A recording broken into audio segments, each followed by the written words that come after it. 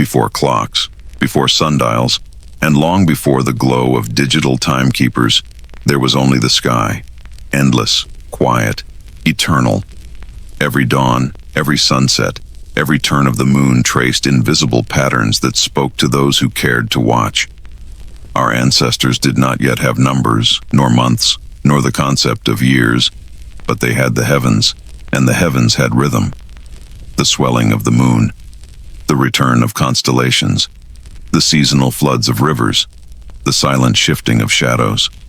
What began as observation for survival, knowing when to plant, when to move, when to harvest, evolved into a conversation with the cosmos. Somewhere in the silence between sunrise and moonrise, humanity learned to measure. In ancient river valleys, people began to notice that nature moved in cycles, not chaos, but harmony. The floods of the Nile came with the rising of Sirius, a bright star near the horizon. The Sumerians in Mesopotamia watched the moon wax and wane, marking months in wet clay. In faraway China, royal astronomers recorded eclipses on bone and shell, believing them to be the breath of the heavens.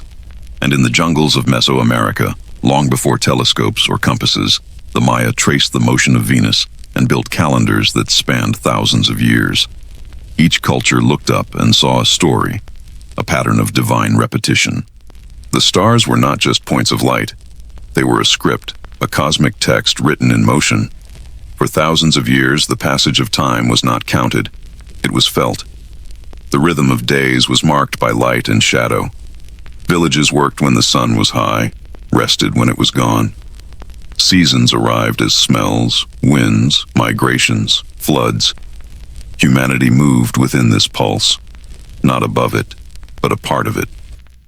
Yet as societies grew, as harvests became surpluses and surpluses became cities, that natural rhythm was no longer enough. People needed predictability. Temples, taxes, and trade all demanded timing. Priests had to know when to prepare offerings. Farmers needed to anticipate the rain. Builders required seasons for construction. Merchants needed to plan journeys before rivers froze or deserts burned. So they began to carve time into form. The sky became their teacher. Across the Fertile Crescent, Sumerian astronomer priests watched the new moon appear over the horizon and declared the start of a new month. They pressed wedge-shaped symbols into clay tablets, noting lunar cycles and star patterns. The world's first calendars were born not in royal courts, but in the quiet of ziggurats under desert skies. To the south, in Egypt, the Nile's rhythm was everything. For the people who lived along its banks, life began and ended with its flood. Each year, when the river swelled, it brought both destruction and renewal, washing away old fields, leaving behind fertile silt. Priests discovered that this flood coincided with the rising of the star Sirius. From that moment, the heavens and the earth were bound. Time became a sacred loop, one in which gods, stars, and rivers spoke in unison. And far to the east, in early China, the sky was seen as a mirror of the emperor's virtue. If a ruler governed justly, the heavens remained stable. If he failed, the stars might shift or disappear. A comet might blaze across the night, a warning from the cosmos. Royal astronomers were tasked with reading this celestial language, maintaining harmony between heaven and earth. Timekeeping here was not merely science. It was politics, faith, and order all at once. Even in lands unconnected by trade or empire, the same impulse emerged: to understand rhythm, to shape the unknown. On the other side of the world, the Maya studied the skies with unmatched devotion.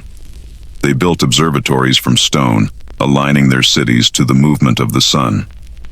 For them, time was not linear. It was cyclical, eternal, an ever-turning wheel where every age would end and begin again. Everywhere humanity looked, the message was the same. The world was not random. It was rhythm. From the counting of moons came months. From the turning of the earth came years.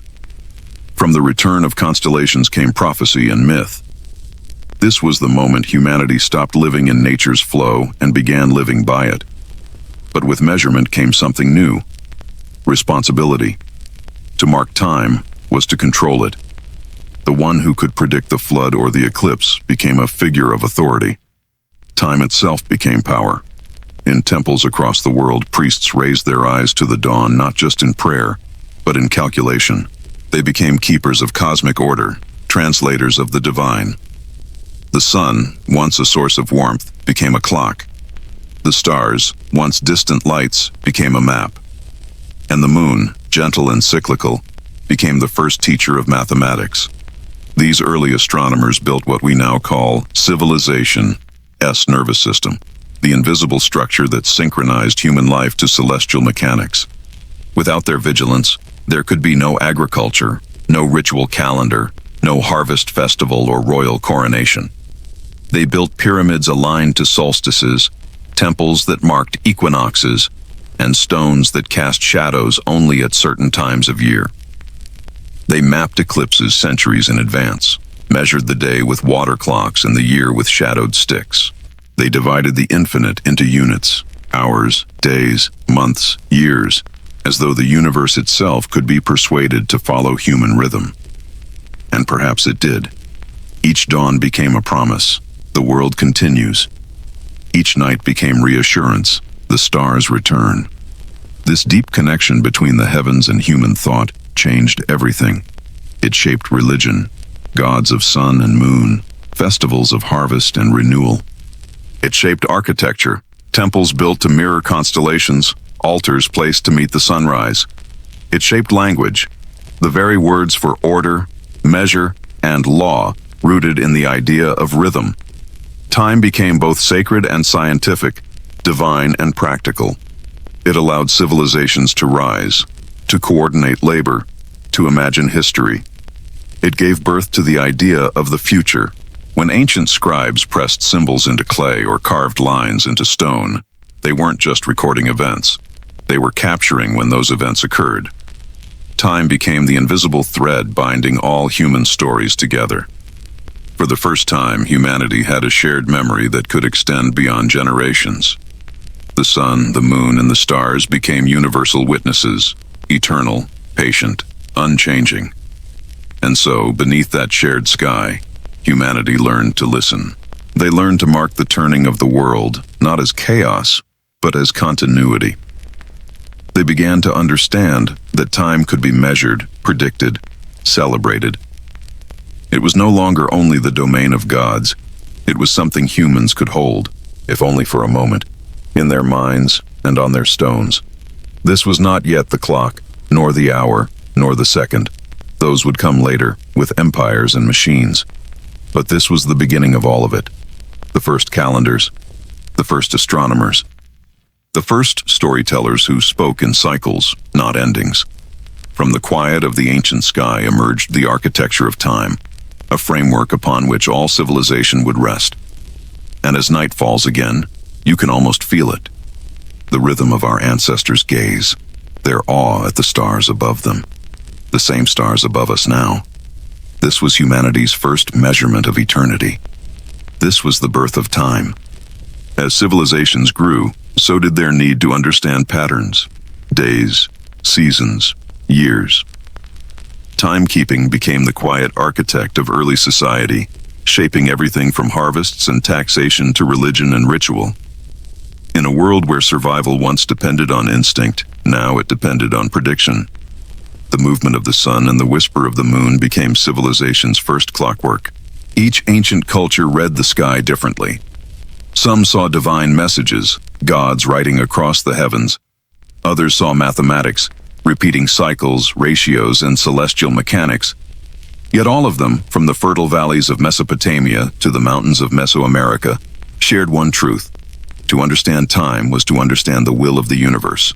In ancient Egypt, the rhythm of the Nile governed all life. The river flooded each year like breath, exhaling destruction and renewal in the same motion. The farmers, priests, and kings who depended on its waters learned early that its cycle followed the heavens. The rising of the star Sirius just before dawn marked the coming inundation.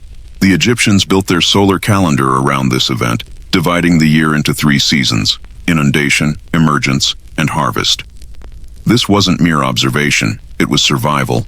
A mist flood meant famine. A flood too great could mean ruin. And so the sky became a script of survival, and time became a sacred promise that order would return. To the east in Mesopotamia, between the Tigris and the Euphrates, time was written in clay. The Sumerians watched the waxing and waning of the moon and carved its phases into tablets. Their months began with the first sighting of the crescent moon, and 12 such cycles made a year. Yet they noticed something strange. The lunar year was shorter than the solar one. The seasons began to drift, so they invented adjustments, adding months, recalibrating festivals, blending observation with invention. This early mathematics wasn't abstract. It was rooted in the rhythms of real life, planting barley, collecting taxes, planning ceremonies. Time had to align with the needs of the people, the gods, and the land. In China, timekeeping became a matter of order, both cosmic and political. From the earliest dynasties, the emperor's legitimacy was believed to depend on harmony between heaven and earth. The stars were not merely lights in the night sky. They were symbols of the empire itself. Astronomers, often serving within the royal court, recorded the movements of planets and the appearance of comets. They predicted eclipses and interpreted them as messages about imperial virtue or decline. The calendar in China was not simply a tool, it was an instrument of authority. To command time was to command destiny. Each dynasty refined it further, aligning the heavens with human rule. Every solstice, every equinox, every lunar month became part of a cosmic bureaucracy where divination and mathematics intertwined. Meanwhile, across the ocean, another civilization looked to the heavens with unmatched precision, the Maya. Long before mechanical clocks or telescopes, they built observatories and temples aligned with celestial events. The sun's movement through temple corridors marked the solstices. Venus's rising and setting governed rituals of war and renewal. Their long-count calendar extended across millennia, a system that traced not only agricultural cycles but cosmic ages, epochs that began and ended in fire and creation. To the Maya, time wasn't just a sequence. It was a living entity, cyclical and eternal. Every day carried sacred meaning, every number vibrated with divine significance. They didn't count time, they communed with it. Across these early cultures, one theme endured. Time itself became sacred. It was no longer only a tool for survival, but a form of wisdom, the heartbeat of civilization. The ability to measure time meant the ability to predict the world, to prepare for it, and to master it. It gave humans the power to align their actions with the universe's rhythm, and in doing so, to imagine control over chaos. With time came administration. Calendars determined when taxes were due, when soldiers would march, when temples would host their rituals. Bureaucracy was born not from law alone, but from scheduling. The priest astronomers of Mesopotamia and Egypt weren't just spiritual figures. They were early scientists, accountants of the cosmos. They managed both faith and function, ensuring that divine and earthly calendars never fell out of sync. But time also shaped faith itself. In Egypt, gods ruled different hours of the day, Ra commanding the daylight, Osiris the underworld of night. In Babylon, the stars were divine scribes, writing omens for kings. In China, cosmic order was tied to morality. A just ruler maintained celestial balance. When an eclipse or comet appeared, it wasn't random. It was a message that something on Earth had gone astray. Time thus became not only sacred, but ethical. To live in balance with time was to live rightly. To fall out of rhythm was to invite ruin. The more societies studied time, the more they found mathematics within it. They discovered ratios, the moon's phases repeating every 29.5 days, the solar year returning after 365. The Babylonians divided the circle into 360 degrees and the day into 24 hours, a system we still use today. The Egyptians introduced 12 hours of daylight and 12 of night. These were not arbitrary inventions, but reflections of deep cosmic symmetry. Humanity began to see numbers not as mere counts, but as the language of the universe. To measure time, early scientists invented tools both simple and ingenious. A stick in the ground, the gnomon, became the first sundial, its shadow a pointer to the sun's silent journey. Water clocks dripped the seconds of eternity. Markings on temple walls caught the first and last light of solstice days. Megaliths like Stonehenge and Nabta Playa aligned with the heavens, calendars carved in stone, enduring long after their makers were gone. Time left its mark not only on calendars and tools, but on the very shape of the ancient world. Everywhere, the keeping of time carried social power. The one who could read the stars could rule the people, predicting the flood, the harvest, the eclipse. These were miracles of order. Priests became intermediaries between heaven and earth, not because they prayed harder, but because they measured better. Kings built temples to the sun and moon, aligning their reigns with celestial order. A ruler who could synchronize the human world with the divine rhythm was seen as chosen, anointed by the cosmos itself. But time's influence reached beyond kings and priests. It shaped ordinary life. Farmers rose and rested by its rhythm. Builders followed it to construct temples and monuments. Traders timed their journeys with the turning seasons, while weavers and potters crafted symbols of the zodiac into their wares. Even stories began to follow its patterns. Tales of sunrise and sunset, life and death, renewal and decay. Time became the unseen storyteller behind every human endeavor. And yet, time was also deeply personal. Families marked births and deaths by the moon, honored ancestors at fixed dates, measured lifetimes in seasons. The rhythms of the cosmos echoed in the rhythms of the heart. In ancient hymns and prayers, people spoke of the day appointed, the hour of the gods, and the eternal return. Time was both endless and immediate, the shared breath between humanity and the universe. Over centuries, this reverence for time evolved into something even more profound: knowledge. As the ancients mapped the skies, they created the foundations for astronomy, mathematics, and philosophy. They asked not just when the stars would return, but why. What was the order behind the order? Could the heavens be understood, perhaps even predicted?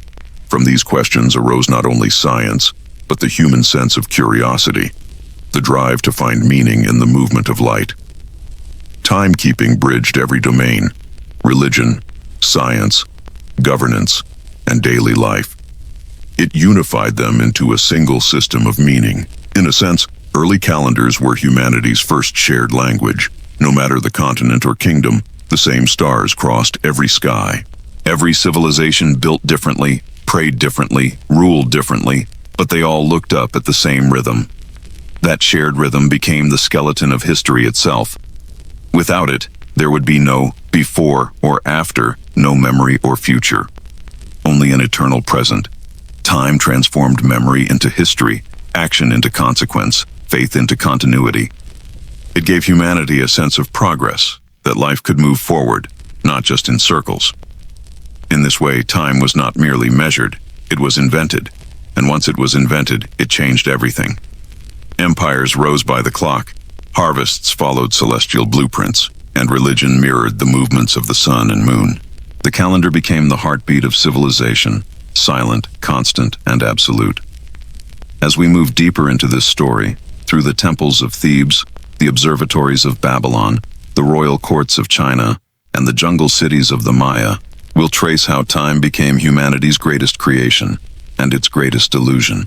Because when the first astronomers etched their marks into clay, or carved them into stone, they were not only recording the world around them, they were defining their place within it. And though the tools have changed, from gnomons to atomic clocks, the question remains the same. What does it mean to live in time? Long before the ticking of clocks and the counting of seconds, time in ancient Egypt flowed with the river. The Nile was not simply water, it was the pulse of creation itself, a living calendar whose annual flood brought both life and prophecy. Every summer, when the river rose and spilled over its banks, the parched fields of the floodplain transformed into dark, fertile soil. The Egyptians called this sacred renewal Hapi-es gift, a blessing that made civilization possible in a land surrounded by desert. To understand the Nile was to understand survival.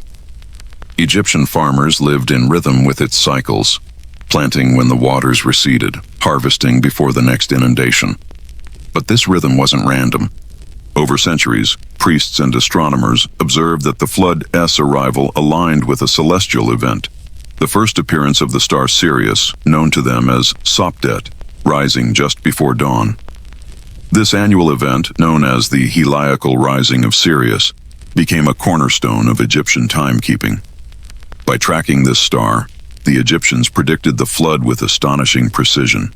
The observation was both scientific and sacred, a divine message written in the heavens. To the ancient Egyptians, this was not coincidence but cosmic harmony, the heavens and the earth moving together under divine order. That order was called Ma'at, a principle representing balance, justice, and truth. It governed not just morality, but the rhythm of the world itself. When the Nile flooded as expected, it was a sign that Ma'at prevailed. When it failed, chaos, Isfet, loomed. Thus, astronomy and theology became inseparable. The priests who studied the stars were guardians of both knowledge and faith, ensuring that human life remained in alignment with cosmic order. The Egyptian calendar grew out of this sacred synchronization. Divided into 12 months of 30 days each, plus 5 epagomenal festival days, it formed a 365-day year, among the earliest solar calendars in history. Each month corresponded to a phase in the agricultural cycle. Akhet, the season of inundation, when the fields lay beneath the floodwaters. Pere, the season of emergence, when crops were sown as the waters receded. Shemu, the season of harvest, when grain was gathered and stored. These cycles were more than agricultural stages.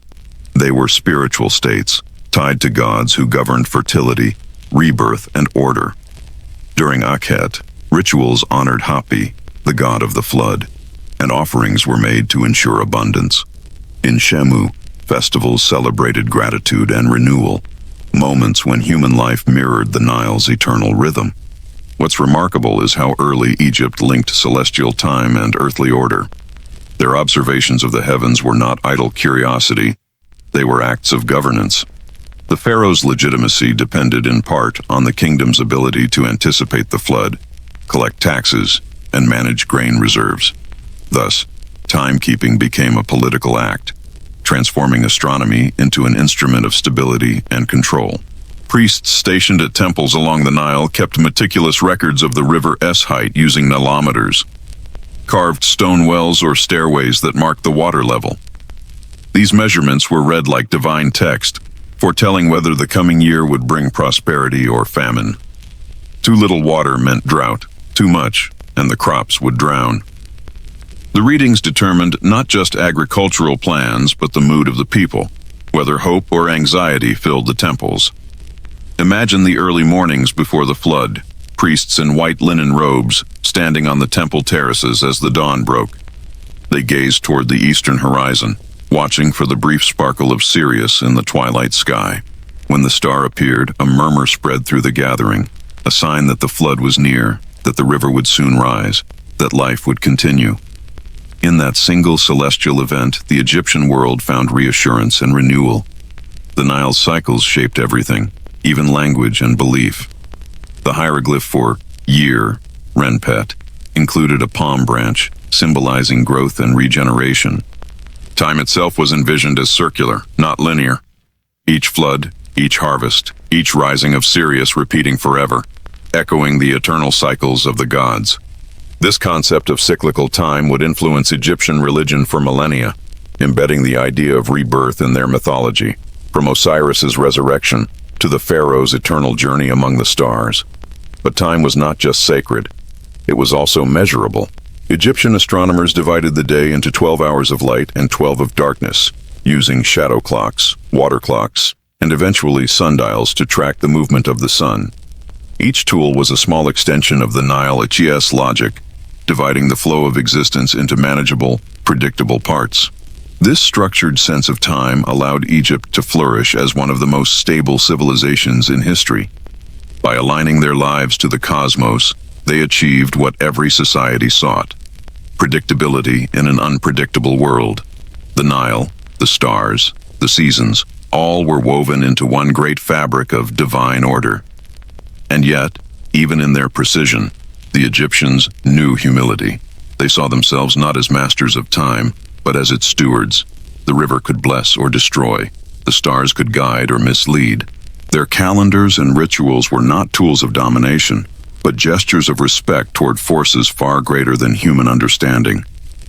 As we drift through this first batch, we see how one river's pulse became the foundation of one of humanity's greatest civilizations. The Nile's rhythm taught humans to measure, to predict, to plan, the first steps toward science itself. It turned observation into knowledge, and knowledge into order. But the Nile was only one chapter in a much larger story. Far to the east, another civilization was watching a different rhythm, not the rise of a river, but the waxing and waning of the moon. There, among the ziggurats and clay tablets of Mesopotamia, time would take on a new face. Lunar time, softer and more mysterious, written not in floods, but in shadows of light. In the next segment, we travel from the fertile banks of the Nile to the dusty plains of Sumer, where humanity first looked to the moon and began to record its dance across the night sky. Long before empires rose in marble and bronze, in the fertile valleys between the Tigris and Euphrates, time was written in the light of the moon. In ancient Mesopotamia, the land of Sumer, Akkad, Babylon, and Assyria, the moon did not simply mark the night, it ruled it. Its waxing and waning became the heartbeat of civilization. Here, among clay cities and temple towers, the ancients lifted their gaze each evening to seek the thin silver crescent that would announce a new beginning. The appearance of the first crescent moon was the signal, not just for priests and astronomers, but for every farmer, merchant, and king, that a new month had begun. The moon's rhythm, more visible and immediate than the slow drift of the sun, provided a natural calendar that humans could observe without tools, written in the heavens for all to see. The Sumerians, the earliest urban people of the region, were the first to formalize this celestial rhythm into a lunar calendar. Each month began when the first faint sliver of the moon returned after the dark nights of its disappearance.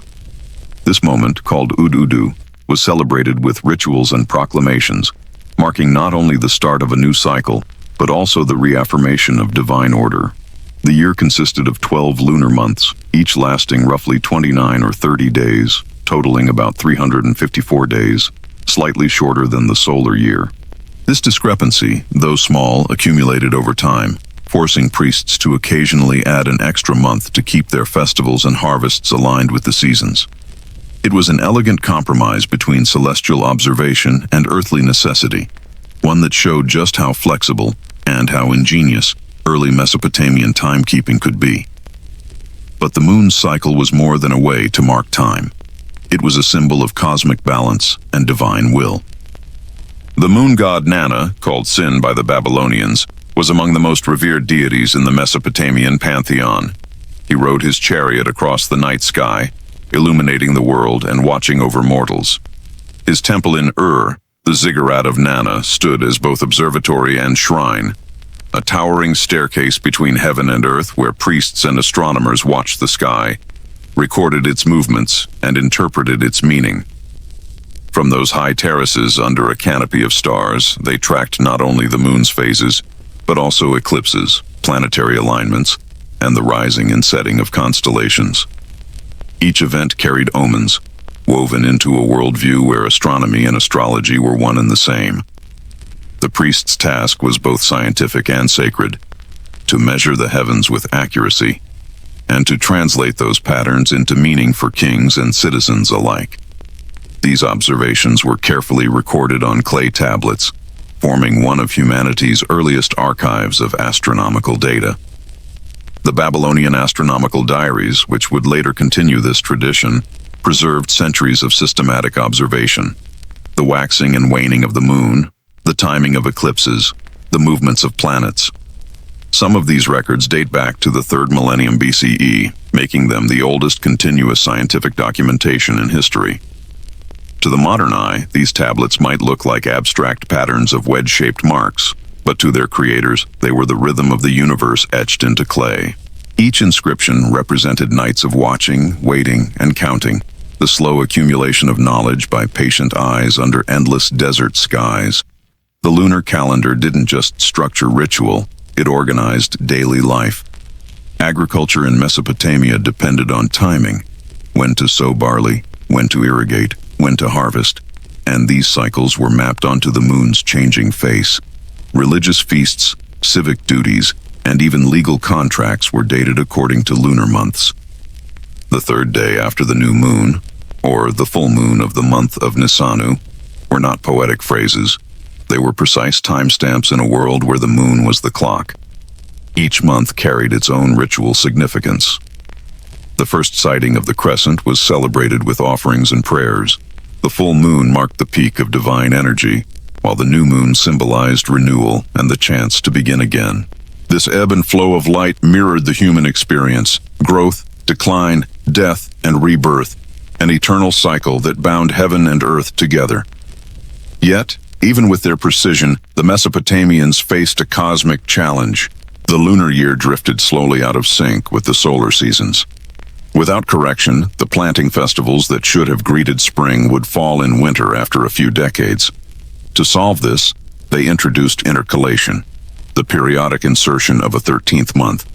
Deciding when to add this extra month was a matter of priestly judgment, blending astronomical observation with political and agricultural needs.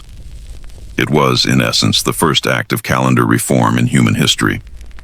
By the time of the Babylonians, this practice became institutionalized. The city of Babylon emerged as a center for astronomical scholarship, where the priestly elite refined the lunar calendar and used mathematical cycles to predict celestial events. They recognized repeating patterns. For instance, that lunar eclipses occurred in regular intervals known as the Saros cycle, about every 18 years. This level of precision was astonishing for the ancient world and laid the groundwork for future sciences, from Hellenistic astronomy to Islamic timekeeping. But beyond the calculations and rituals, there was something profoundly human in the act of looking up each night and waiting for the moon to return. In those pauses between cycles, the days when the sky was dark and the moon gone, ancient Mesopotamians felt the uncertainty of time itself. Would it return? Would the heavens still favor them? When the crescent finally reappeared, hope and continuity were restored. Time, once again, had been reborn. In that small sliver of light lay reassurance that the world still turned, that the gods still watched, that life still flowed. The lunar calendar was not a dry system of counting days. It was a dialogue between humanity and the cosmos, a nightly reaffirmation that order could be drawn from darkness. This connection between observation and belief also made the moon a political symbol. Kings relied on temple astronomers to interpret omens and declare auspicious dates for wars, treaties, or coronations. A ruler who could command the heavens, or at least appear to, was one who held divine favor. Thus, astronomy became a pillar of kingship, tying celestial order to earthly rule.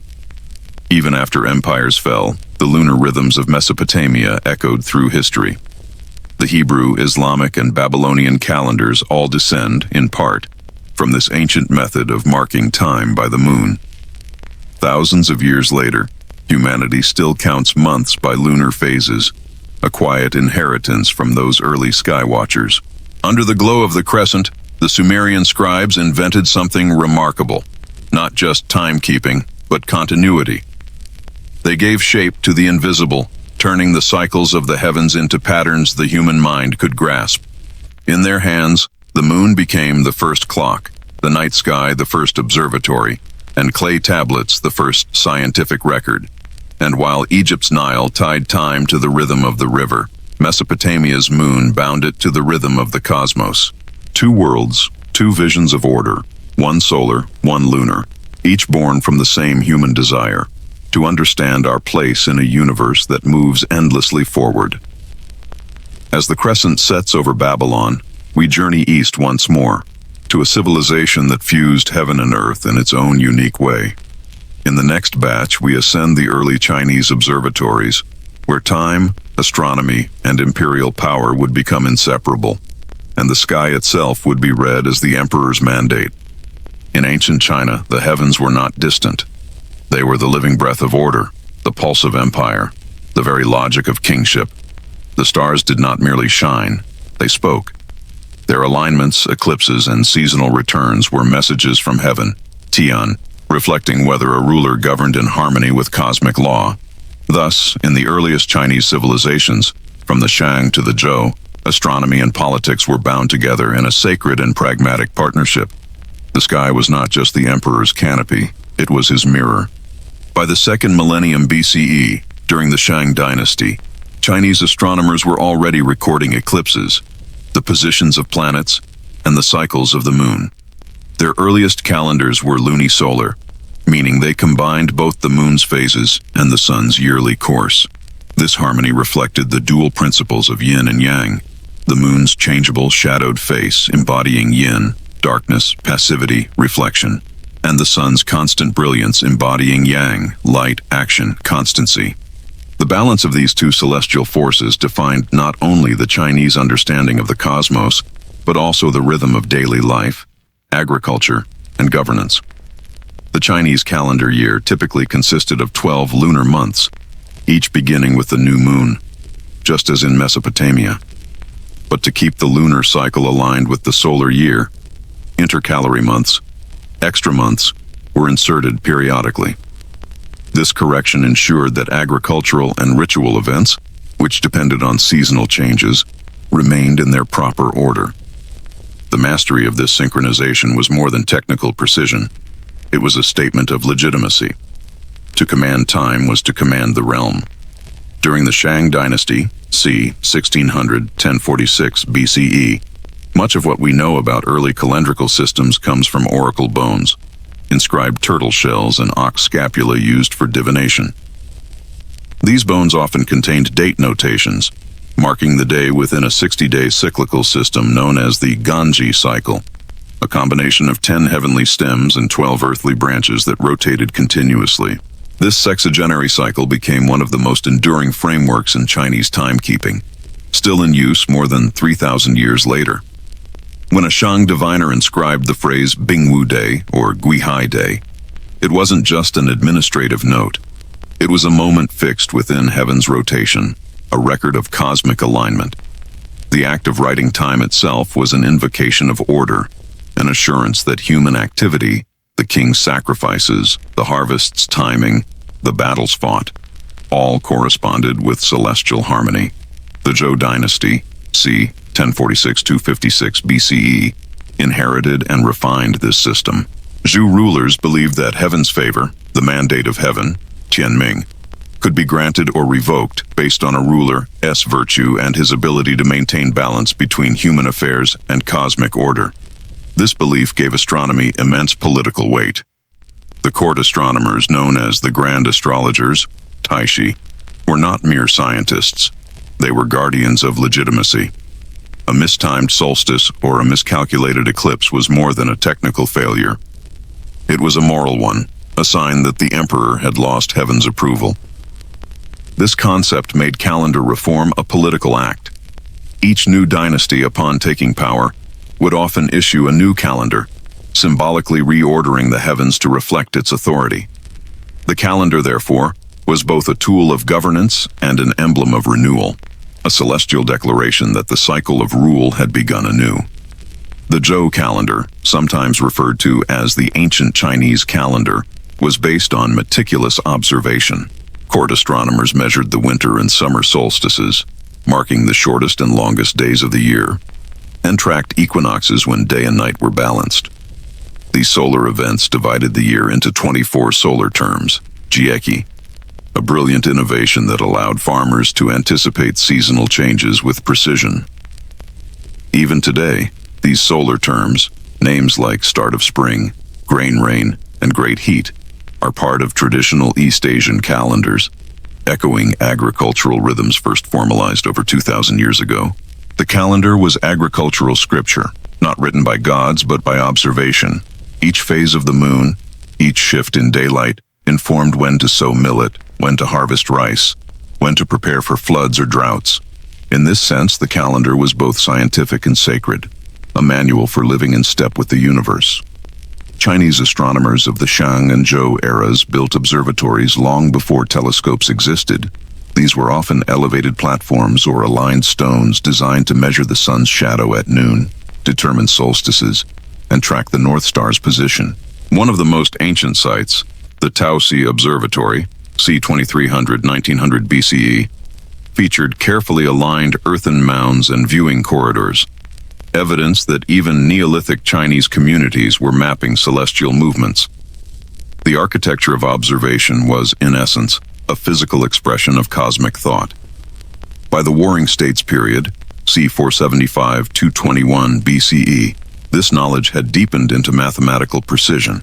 Chinese scholars were calculating the length of the solar year with remarkable accuracy, within minutes of modern measurements, and observing the orbits of planets like Jupiter and Saturn. These findings were not isolated to intellectual circles. They shaped taxation, ritual schedules, and military campaigns. When to begin a harvest, when to hold a festival, when to march an army, all these depended on the right date, and the right date depended on the sky. What made Chinese timekeeping unique was how it fused cosmic philosophy with bureaucratic administration. In other early civilizations, astronomy often remained the domain of priests or scholars. In China, it became part of the machinery of the state. The emperor himself was regarded as the son of heaven, Tianzi, the human axis between heaven and earth. His duty was not merely to rule, but to maintain alignment between celestial order and earthly harmony.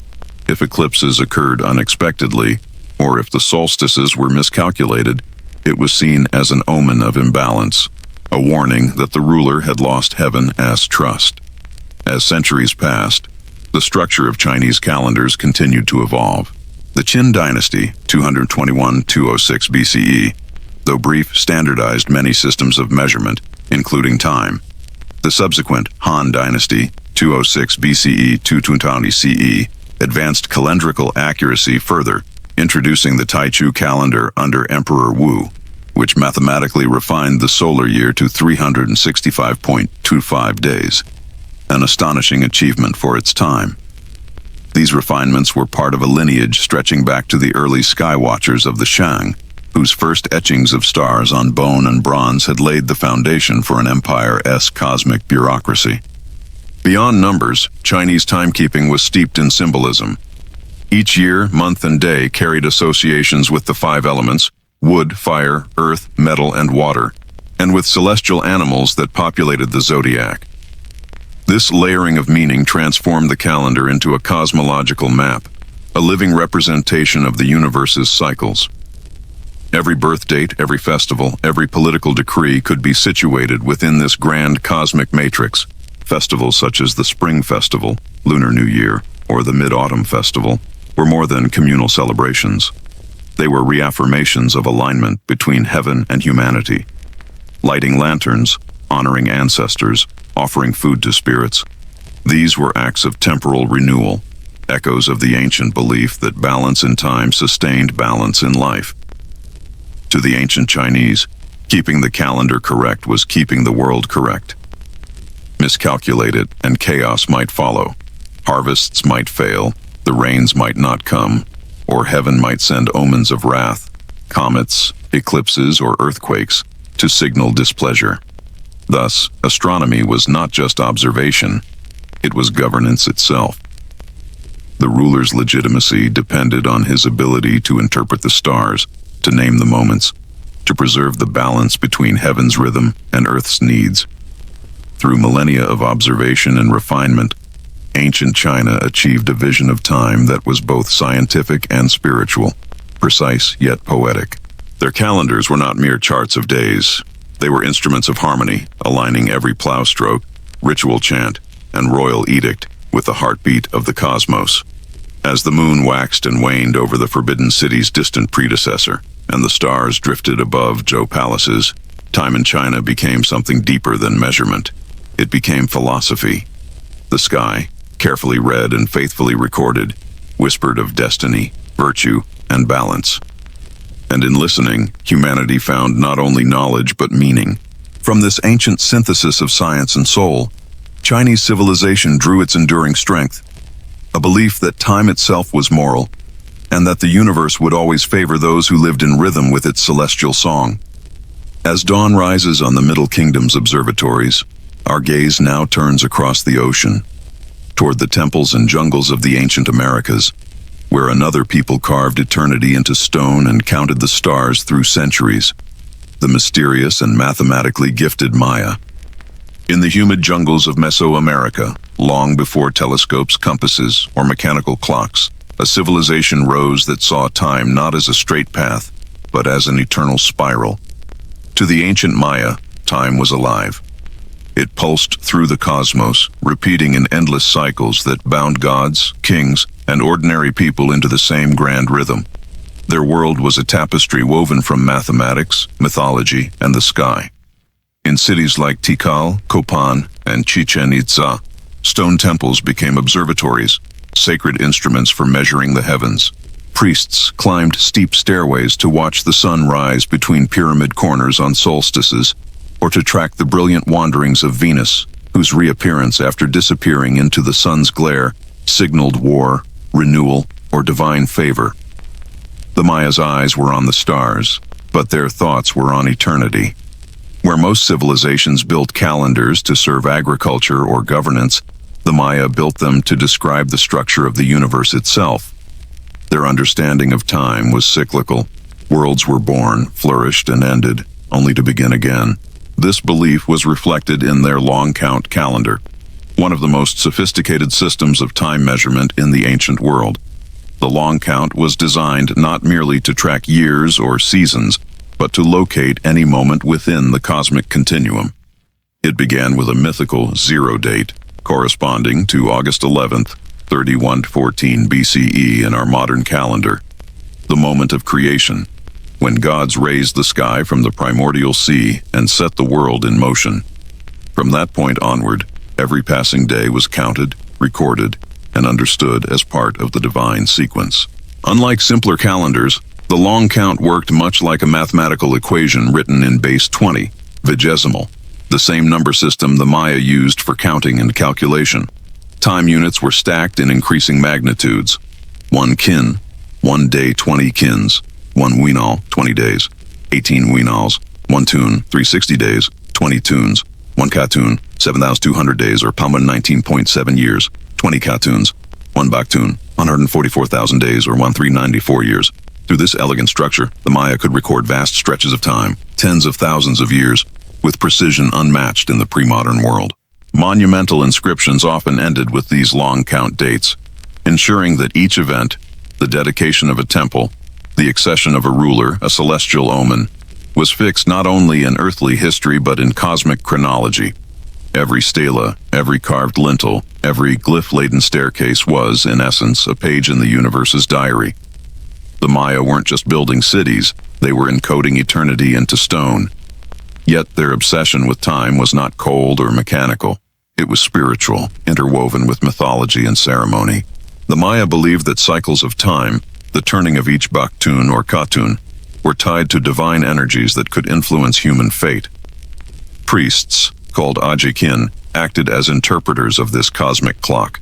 Their rituals sought harmony with the gods who ruled each period, ensuring that human activity aligned with celestial will.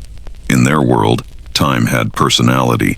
Each day carried a spiritual essence, shaped by the interplay of two overlapping cycles, the Tzolk'in, a 260-day sacred calendar, and the Hab, a 365-day solar calendar.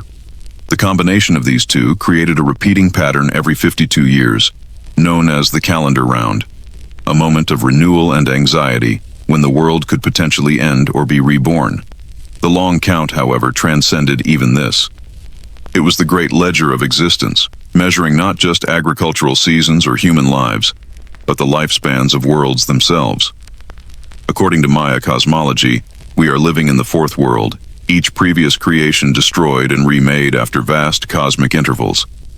The turning of the 13th baktun, which corresponded to December 21st, 2012 CE, was never a prophecy of doom, as popular culture once imagined, but rather a rebirth, the closing and reopening of cosmic time. This way of understanding history, as rhythmic, cyclical, and sacred, reveals a worldview profoundly different from the linear progressions favored by later Western civilizations. The Maya saw recurrence, not progress, continuity, not finality.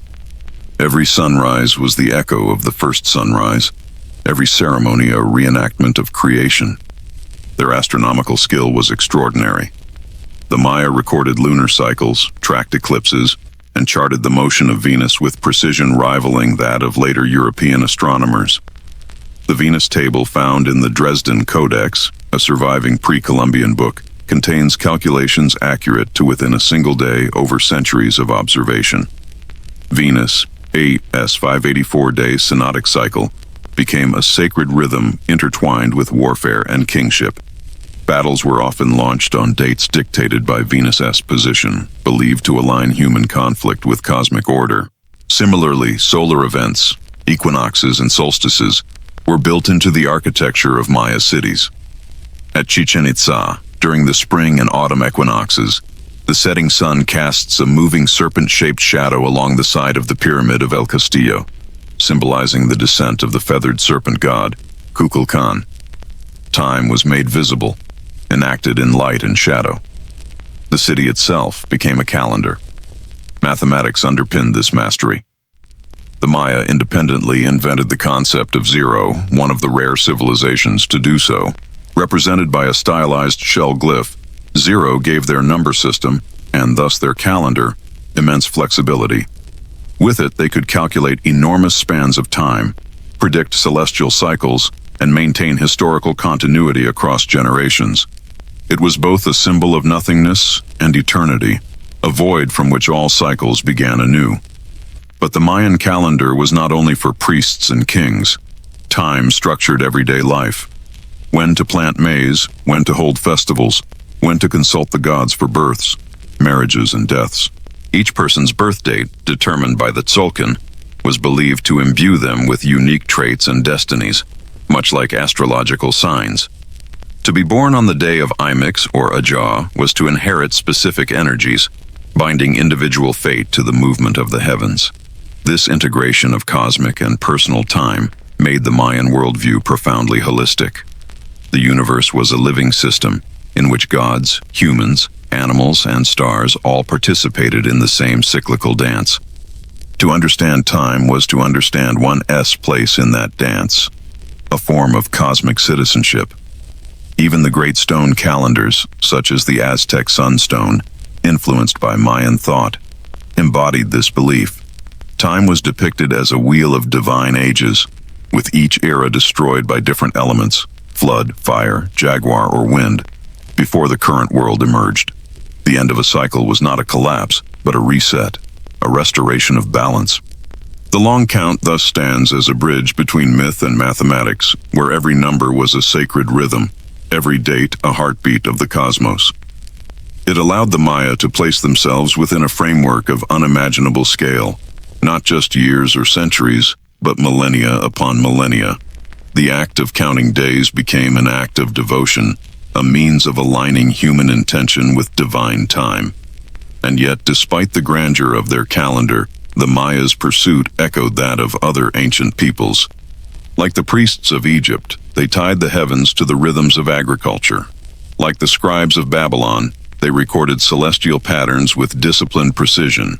And like the philosophers of China, they saw time as a reflection of moral and cosmic order. Separated by oceans and continents, these civilizations shared a single, astonishing instinct: the desire to anchor human existence within the infinite. In the Maya world, every glyph carved and every number counted was a promise that the universe had rhythm, that the gods had purpose, and that time, eternal, recursive, and radiant, was the language of creation itself. As the last rays of the setting sun fade over the jungle temples, the cycles continue unseen, turning as they always have. And in that turning, we find not an end, but a beginning. The heartbeat of the cosmos still echoing through stone. Now, as we leave the New World's skywatchers behind, our gaze returns eastward, toward those who used stars not to record eternity, but to shape fate itself. In the next chapter, we'll explore how astronomy became prophecy, and how timekeeping evolved into divination and power across the ancient world. Long before telescopes, before the word astronomy even existed, the heavens were already sacred scripture. Every sunrise was a revelation, every eclipse a divine whisper. For ancient peoples, the night sky was not a backdrop of random lights. It was a living text, written by gods and read by priests. To study the heavens was to study the divine. In the earliest civilizations, astronomy and religion were indistinguishable. The sky was a temple, and time itself was worship. Across the ancient world, from the stone circles of Britain to the ziggurats of Mesopotamia, from the Nile Valley to the jungles of Mesoamerica, people built monuments not merely to honor their gods, but to align their lives with the cosmic order those gods embodied. Every temple was, in truth, a timepiece. The sky as sacred order. The night sky presented an irresistible paradox, constant yet changing, infinite yet predictable. Ancient priests and shamans recognized in this duality a reflection of the spiritual world, the eternal and the mortal intertwined. The movements of the sun, moon, and stars offered a structure to chaos, a rhythm to existence. The heavens became the divine clock by which humanity measured not only seasons, but meaning itself. When early societies began to depend on agriculture, timekeeping gained urgency. Yet, it was not only crops that were at stake, it was balance, harmony, and cosmic justice. To miss the proper date for a planting festival or a solstice ceremony was not merely an error in scheduling, it was a disruption of sacred rhythm. The sky's cycles demanded acknowledgement, and ritual became humanity's reply. Egypt, the celestial kingdom. In ancient Egypt, religion was an architecture of the heavens. The gods themselves were celestial beings, Ra, the sun, sailing his golden bark across the sky each day. Nut, the goddess of the night sky, swallowing the sun each evening and birthing it anew each dawn. The entire Egyptian worldview was a mirror of cosmic cycles, death and rebirth, descent and ascension, dusk and dawn. Egyptian temples were built as precise astronomical instruments. The temple of Amun-Ra at Karnak, for instance, was aligned so that on the winter solstice, sunlight would pierce through the sanctuary, illuminating the statue of the god. It was more than architectural beauty, it was theology in stone. Each solstice, priests and kings stood within shafts of light that symbolized divine approval and cosmic harmony. Similarly, the pyramids of Giza were not merely tombs, but celestial engines. Their sides are oriented almost perfectly to the cardinal directions, and their internal shafts align with key stars such as Sirius and Orion S belt, stars associated with the afterlife and the god Osiris. When a pharaoh died, his soul was believed to ascend through those stellar portals, returning to the heavens from which divine kingship descended. To the Egyptians, astronomy was not science. It was resurrection. Mesopotamia, the sky as script. Farther east, in the cities of Sumer and Babylon, priests watched the sky not just for signs of time, but for messages from the gods. Each star, planet, and constellation carried divine agency. The movement of Venus might foretell war. An eclipse could signal royal danger. These early astronomers, or astrologer priests, transformed celestial observation into a sacred language. Their ziggurats, towering step pyramids like the one at Ur, were not simply temples but observation platforms. From their summits, priests tracked the moon's phases and the planet's wanderings, recording them on clay tablets. The sky became a divine ledger, the writing of the gods. Over centuries, these observations evolved into the Babylonian zodiac, a system dividing the ecliptic into 12 equal sections, each associated with constellations and divine powers. What began as ritual timing became the foundation for astrology, a discipline that would later shape empires and philosophies from Persia to Greece and Rome. For the Babylonians, watching the heavens was not curiosity, it was obedience. To ignore the sky was to risk divine wrath. Stonehenge and the megalithic world across the sea, in the mist-covered plains of ancient Britain, people without writing or cities nonetheless mastered the language of the stars. The megalithic circles of Stonehenge, Avebury, and other prehistoric sites reveal astonishing astronomical precision. At Stonehenge, the heel stone marks the point where the sun rises on the summer solstice, the longest day of the year. On that morning, sunlight passes directly through the monument's central axis, illuminating the altar stone. These alignments were not accidental.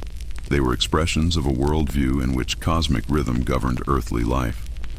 Though we can only guess at their exact rituals, archaeological evidence suggests that Stonehenge and similar sites served as ceremonial calendars, guiding seasonal festivals tied to fertility, harvest, and renewal. The builders may have believed that by honoring the solstice, they ensured the sun's continued return, a ritual of reassurance against the eternal fear of winter's permanence. Mesoamerica, the sky is cycle. In the jungles of Mesoamerica, astronomy reached mythic intensity. Civilizations like the Maya and Aztec didn't just observe the heavens, they built their religions around them. Temples in cities such as Uxmal and Teotihuacan were aligned with planetary cycles, particularly those of Venus, whose bright appearance as morning and evening star symbolized both death and rebirth. The Maya associated celestial motion with divine acts of creation and destruction. Every eclipse, every planetary conjunction was seen as a reenactment of cosmic myth, a reminder that gods and humans shared the same temporal fate. Ceremonies were timed to these celestial rhythms, transforming the sky into a stage for divine drama. For the Aztecs, the stakes were even higher. They believed the universe was perpetually threatened by collapse, requiring human sacrifice to sustain the sun's daily journey. During the New Fire ceremony, held every 52 years, when their solar and sacred calendars realigned, all fires were extinguished. Only when priests successfully rekindled the flame atop a sacred hill, timed with the appearance of the Pleiades overhead, was the world renewed for another cycle.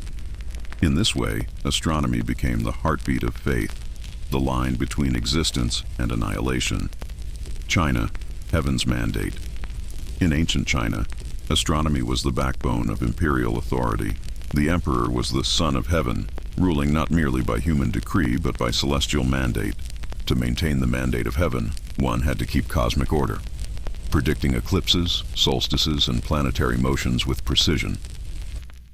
Chinese observatories, such as those in Luoyang and Anyang, housed court astronomers whose records stretch back over 3,000 years. The Duke of Zhou famously declared that a ruler who failed to maintain proper timekeeping risked divine punishment and political collapse. Astronomy was not only religious, but bureaucratic. The calendar itself was a political instrument, determining festivals, harvests, and tax collection. Yet beneath this practicality was deep reverence. The Temple of Heaven in Beijing, though built later, echoes this ancient philosophy. Its perfect symmetry and circular design represent heaven, while the square courtyards symbolize earth. Rituals conducted there sought harmony between the two, a cosmic equilibrium that reflected divine will, the sacred drama of the sky. Across all these civilizations, a shared pattern emerges. Astronomy was not detached observation, but participation. To watch the heavens was to engage with them, to reenact divine creation through ritual. Temples, pyramids, stone rings, all were cosmic theaters, where human ceremony mirrored celestial order. Festivals followed solstices and equinoxes. New moons marked times for renewal, harvest, or prayer. The changing sky became the sacred calendar of the human soul. People didn't merely mark time, they inhabited it, moving through the seasons as participants in the god's eternal performance. Time itself became holy, a rhythm of death and rebirth mirrored in both stars and soil. The sun's descent each night symbolized the soul's journey into darkness, its rise, the promise of resurrection. The moon's phases were metaphors for human fate, waxing, waning, dying, and returning. Through ritual, humans found a way to make cosmic time personal. The legacy of cosmic faith. Even in today's world of atomic clocks and digital calendars, echoes of this sacred astronomy remain.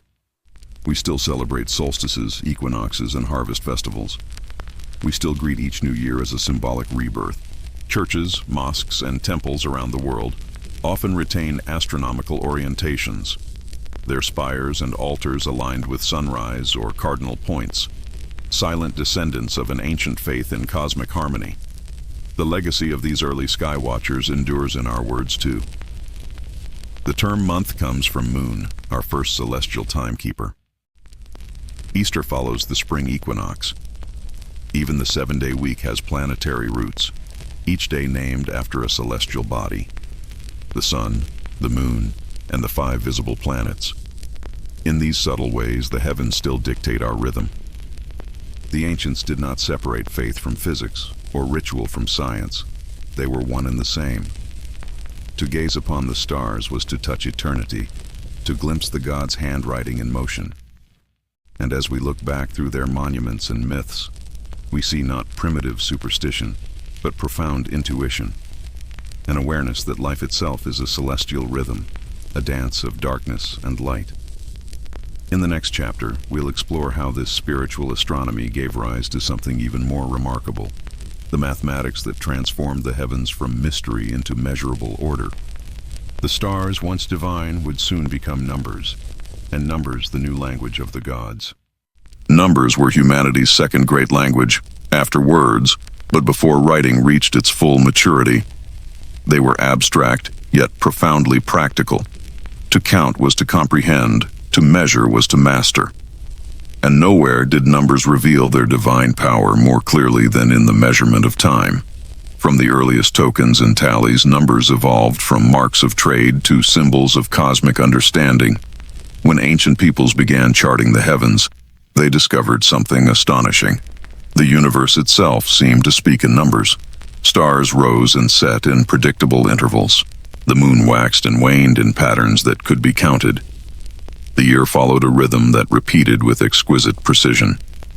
Thus began one of humanity's greatest realizations: that mathematics could describe the cosmos. What began as tally marks in the dirt would soon become geometry etched in stone, fractions written on papyrus, and base 60 calculations pressed into clay tablets. Numbers were no longer tools of merchants alone. They were the instruments of priests, kings, and astronomers seeking to read the mind of the divine. The Babylonian invention of time. In Mesopotamia, mathematics and astronomy were inseparable. The Babylonians developed the sexagesimal, or base 60 number system, one of the most enduring inventions in human history. This elegant structure allowed for easy division by many factors, 2, 3, 4, 5, 6, etc., making it ideal for astronomy and measurement. It is from this ancient base 60 logic that we still divide the hour into 60 minutes and each minute into 60 seconds, a living relic of Babylonian thinking 4,000 years old. Babylonian scribes, working under the flickering light of oil lamps, used styluses to press wedge-shaped marks into clay tablets. With these simple tools, they tracked lunar phases, planetary motions, and the length of months. They learned that the lunar cycle averaged 29.5 days, an astonishingly precise calculation for their time. To align lunar months with the solar year, they developed intercalation, adding an extra month every few years to synchronize the two systems. This concept, now commonplace in our leap year corrections, was revolutionary. It revealed not only numerical skill, but conceptual abstraction, an ability to manipulate time itself through mathematical reasoning. Mathematics transformed the Babylonian sky from myth to mechanism. Eclipses were no longer omens of doom, but predictable events, their cycles measured through numerical patterns. Clay tablets like the Mool, Apin, c. 1000 BCE, compiled vast astronomical data, positions of stars, risings and settings of constellations, and the lengths of days through the year. What began as temple observation became proto-science. In every calculation, the Babylonians were not just counting, they were discovering that the universe runs on numbers. Egyptian geometry, the calendar of the Nile. In ancient Egypt, mathematics grew from the land itself. The Nile, generous yet unpredictable, demanded constant recalculation. Each year, its floodwaters erased field boundaries, forcing surveyors, stretchers of the rope, to remeasure plots for taxation and agriculture. From this rhythm of inundation and renewal arose a culture of geometry, literally earth measurement. Egyptian geometry was deeply practical, calculating grain yields, constructing temples, and dividing farmland. Yet its application to time was profound. Priests and scribes realized that the annual flooding of the Nile coincided with the heliacal rising of Sirius, the brightest star in the night sky. By counting the days between these events, they created a 365-day solar calendar, one of humanity's first. The year was divided into 12 months of 30 days, plus 5 additional festival days dedicated to the gods, a symbolic bridge between the human and divine. Mathematics was thus sanctified. The Book of the Dead described cosmic order, or ma'at, as balance, a concept mirrored in Egyptian numeracy. The heart of a soul was weighed against the feather of truth. The universe itself was a great equation. The pyramids, constructed with astonishing geometric precision, embodied this ideal. Their dimensions were not random. The slope of the Great Pyramid of Khufu, for instance, encodes a near-perfect approximation of pi, suggesting an early grasp of proportional harmony between heaven and earth. To the Egyptians, math was not cold calculation. It was cosmic balance rendered visible. Measuring the river was akin to measuring the breath of the gods. The Chinese calendar masters. In ancient China, mathematics evolved alongside bureaucracy. The early dynasties, Xia, Shang, and Zhou, all maintained official astronomers whose duty was to calculate calendars and predict celestial events. Accuracy was not optional, it was a sign of divine legitimacy. The Chinese combined solar and lunar cycles into a lunisolar calendar that required careful numerical reconciliation.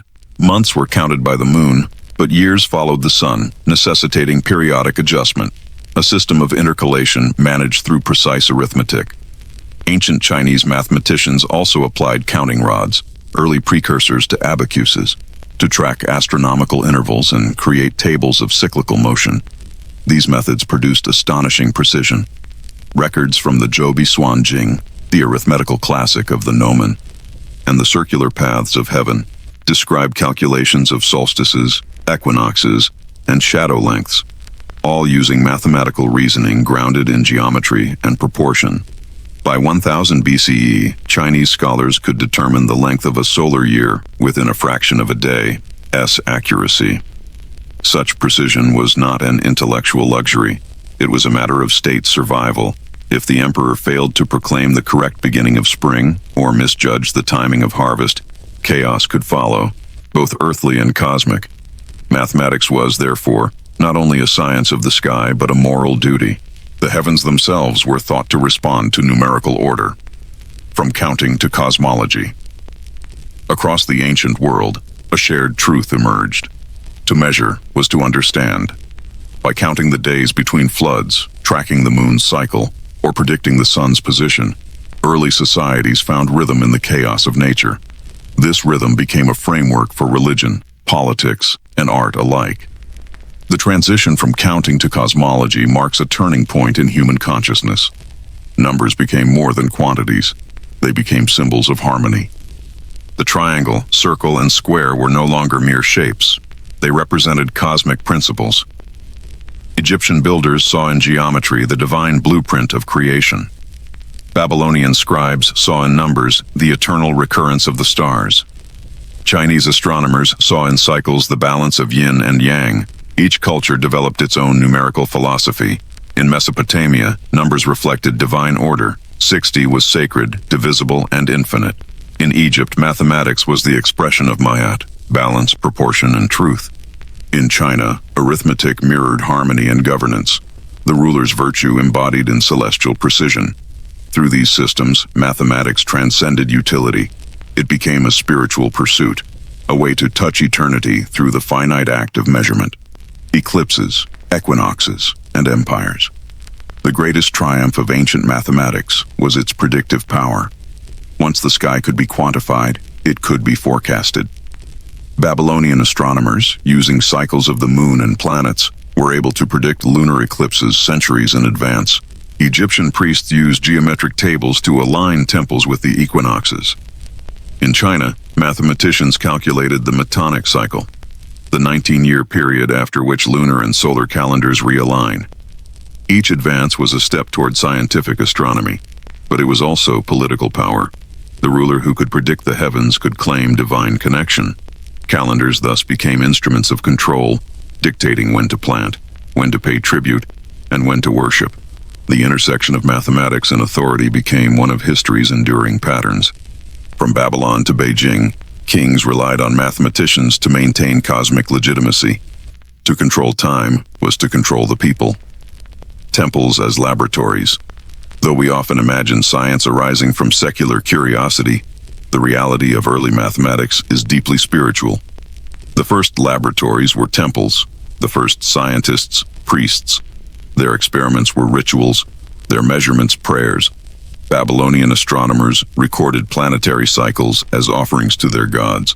Egyptian priests measured shadows at dawn to determine the will of Ra. Chinese scholars calculated lunar months to synchronize with ancestral rites. Each culture, in its own way, saw numerical precision as devotion. Even mistakes held meaning.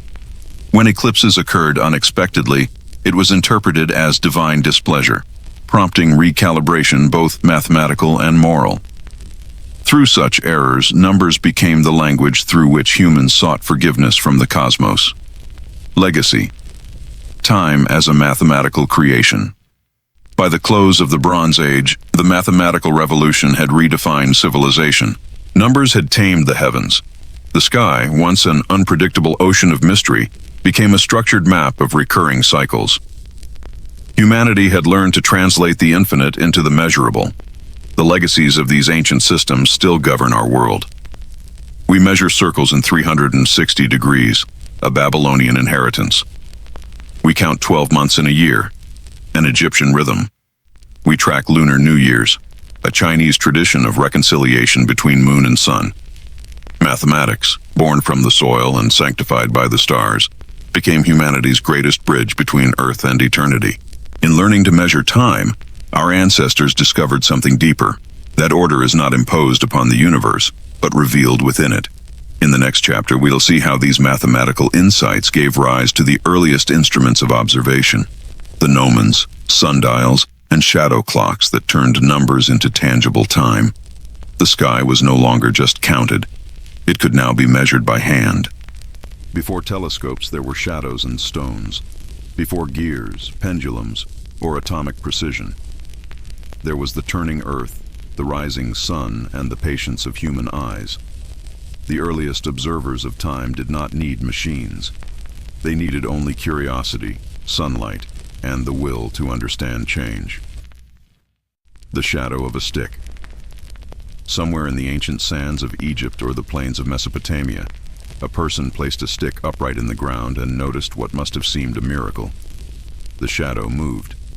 It lengthened, shortened, vanished, and returned again in perfect rhythm.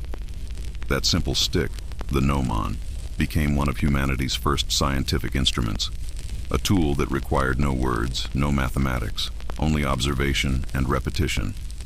The shadow revealed the invisible, the passage of time. At dawn, the shadow pointed long and westward.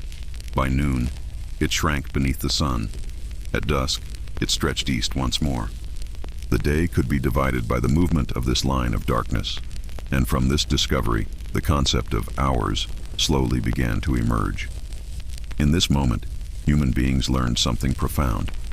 That time could be marked, not just felt. Sundials, the first clocks.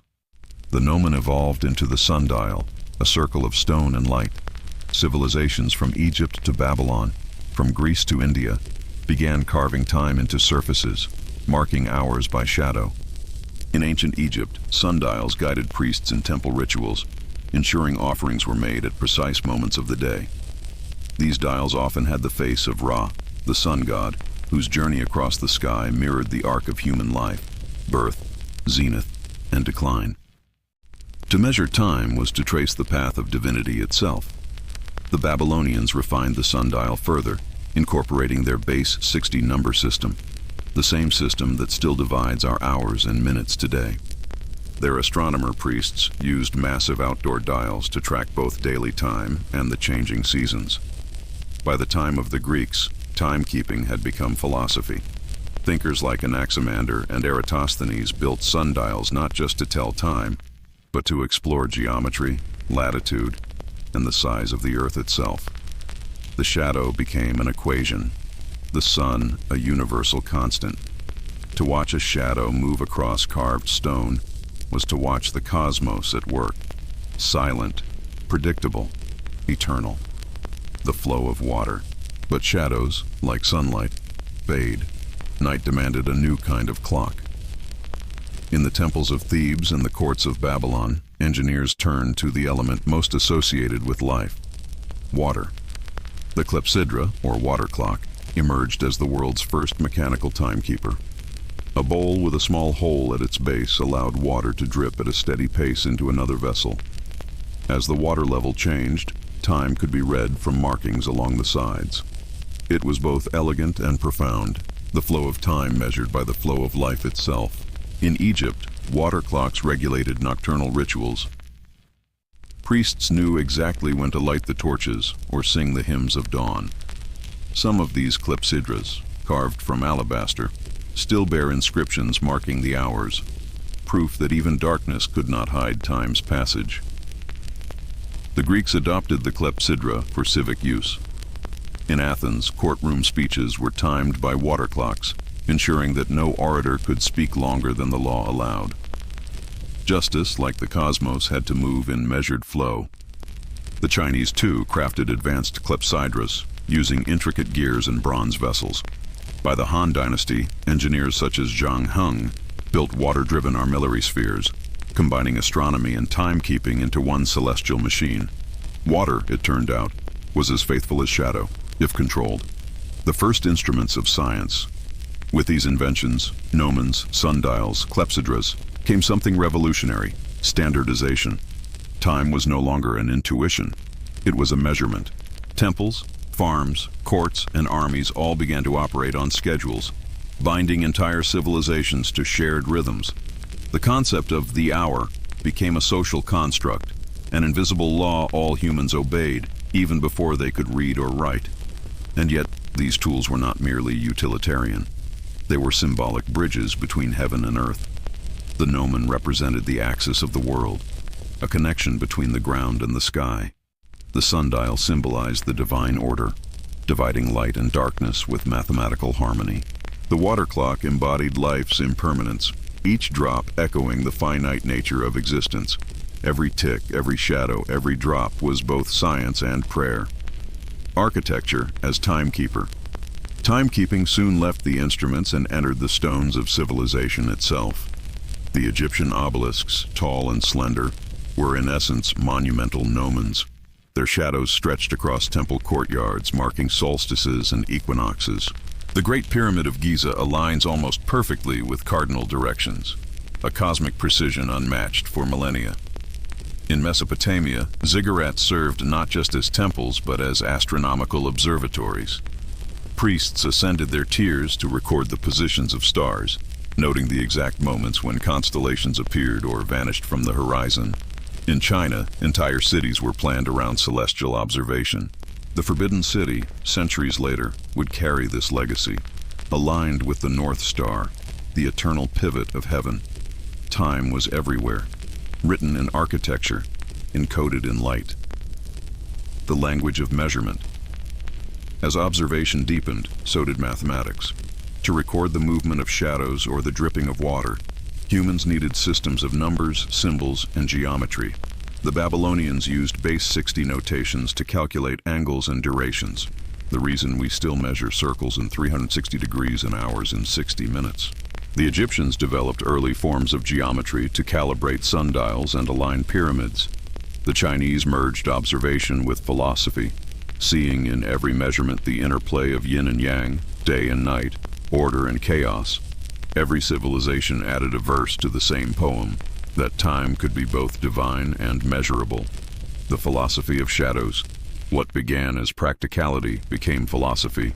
To many ancient thinkers, the moving shadow symbolized impermanence, the fleeting nature of human life against the constancy of the heavens.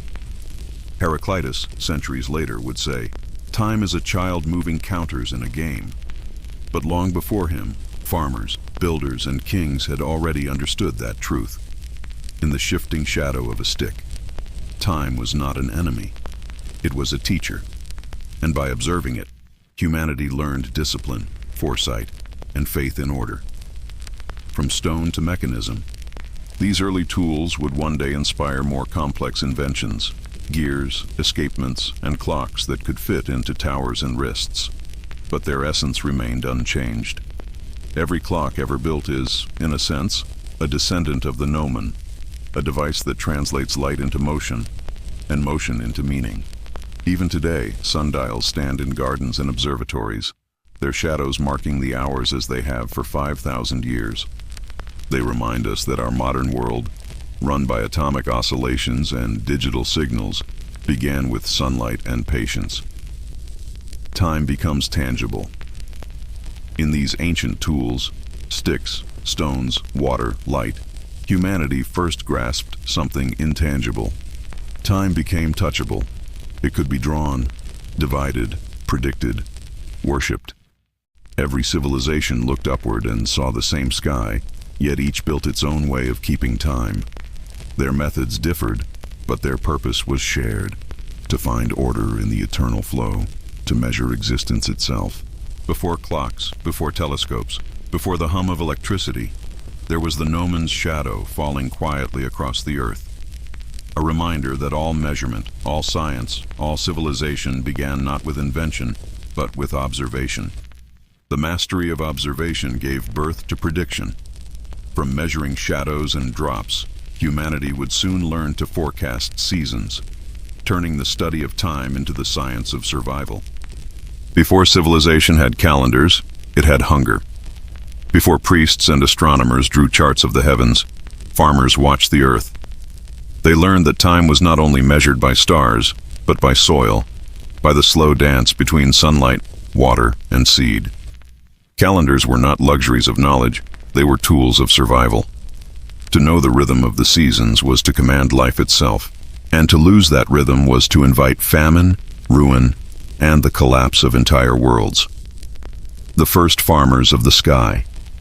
Long before the first cuneiform tablets or temple observatories, small communities of farmers across Mesopotamia, Egypt, and the Indus Valley noticed the sky was not random. Certain stars rose just before the rains. Certain constellations vanished when it was time to harvest. The appearance of Sirius, the dog star, just before dawn in the Egyptian summer, meant the Nile would soon flood. In Mesopotamia, the return of Taurus to the night sky heralded the plowing season. In the Indus Valley, the monsoons came with Orion's belt, lighting up the southern sky like a divine signal.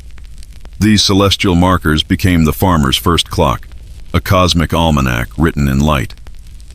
Through careful observation, the sky became a book, and each season a turning page. The calendar as survival manual. As societies grew, memory was no longer enough. Generations needed records, fixed reminders of when to sow and when to store grain. The earliest agricultural calendars appeared as tally marks on bones and cave walls. Later, these marks evolved into systems, 12 or 13 months tracking the moon, with adjustments to align with the sun's year. In Egypt, priests developed a solar calendar of 365 days, with each year divided into 3 great seasons that mirrored the Nile's cycle.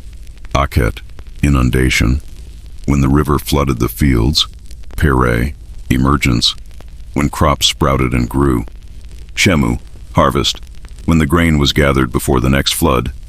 Each phase dictated not just labor but ceremony. Planting and reaping were inseparable from prayer. To farm was to participate in the cosmic rhythm, to align human work with divine will.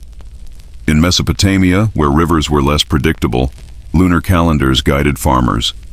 But the moon cycle didn't perfectly match the solar year, so scribes inserted extra months to keep planting seasons aligned with the equinox.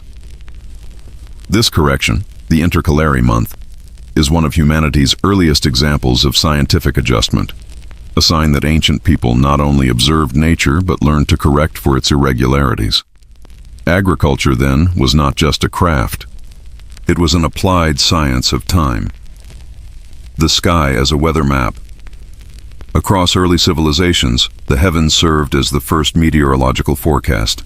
In China, imperial astronomers mapped the solstices and equinoxes, connecting them to agricultural tasks.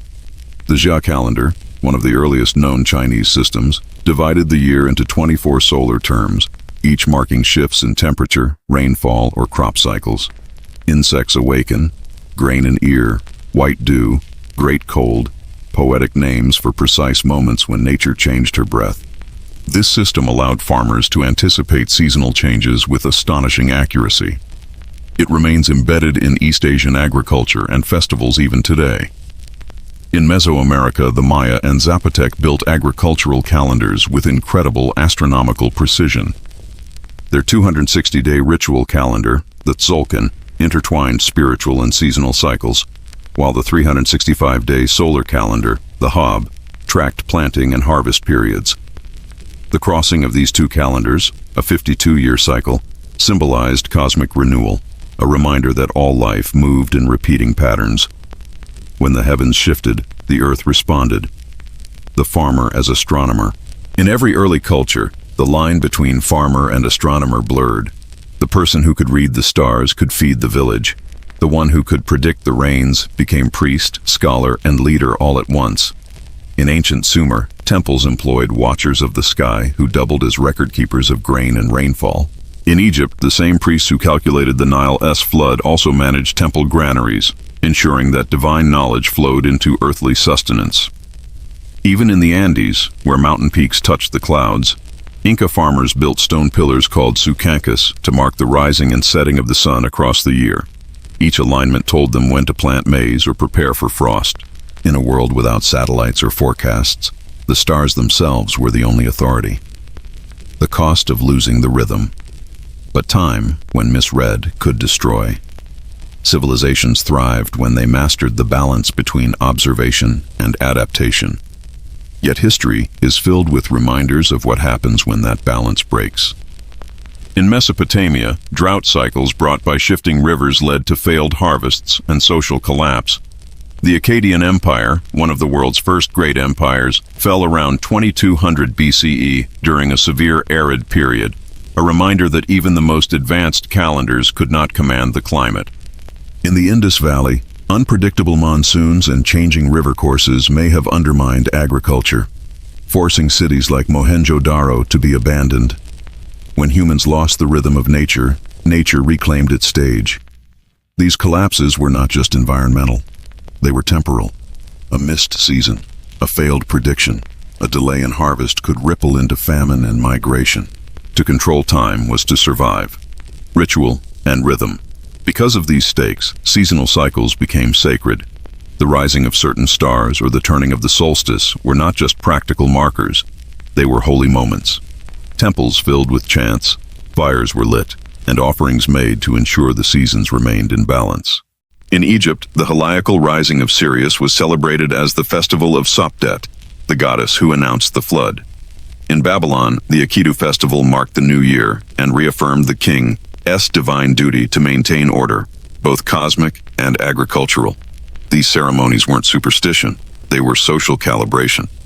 They synchronized entire populations, farmers, priests, kings, into one collective rhythm. Timekeeping wasn't personal, it was communal. It unified civilizations around a shared understanding of the cosmos, the geometry of growth.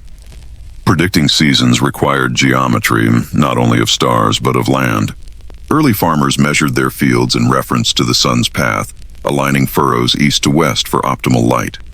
Ancient irrigation systems, from Mesopotamian canals to Egyptian basins, were laid out according to seasonal timing, ensuring water flowed when crops most needed it. These agricultural sciences laid the foundation for engineering, mathematics, and bureaucracy. Measuring fields for flood taxation in Egypt led to early geometry. Planning irrigation networks in Mesopotamia led to written administration. Every furrow was both a line of food and a line of data. Agriculture made time physical. It turned celestial patterns into earthly design. When the earth was the clock, even without tools, the natural world itself became the clock. In Europe, megalithic monuments like Stonehenge were aligned with solstices, marking the year's turning points for Neolithic farmers.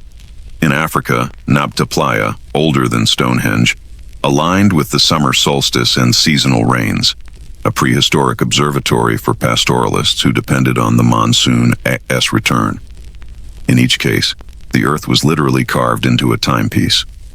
Stones, shadows, and sunlight became the instruments of prediction. The rhythm of the seasons was so deeply woven into human consciousness that it shaped myth. Spring became rebirth, winter became death. The endless cycle of planting and harvest gave rise to the oldest stories: Persephone's descent, Osiris's resurrection, the renewal of maize and rain gods across continents. Agriculture taught humanity not only how to count time, but how to imagine it. Science in the soil.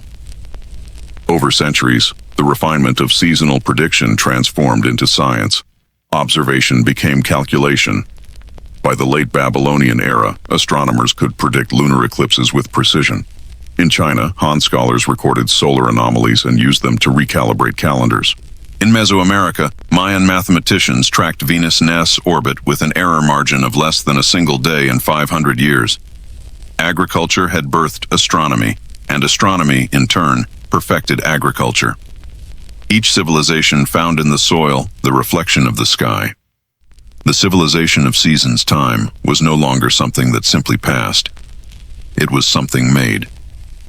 The ability to anticipate the future, to plan months or years ahead, distinguished civilization from mere survival. Predicting the seasons turned chaos into pattern, fear into foresight.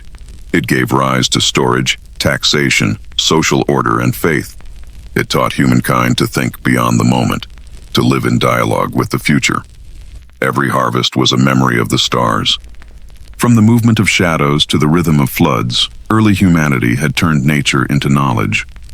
By reading the sky, they learned to read the earth. By measuring time, they learned to measure themselves. This was not just science, it was civilization's heartbeat. And as timekeeping became more precise, societies began to build something equally intricate: the patterns of daily life, the organization of cities, and the social rituals that would define culture itself. Time began as a shadow and became a story. Before clocks and calendars, humanity measured its existence through myth, through dawn and dusk, sowing and harvest, birth and death.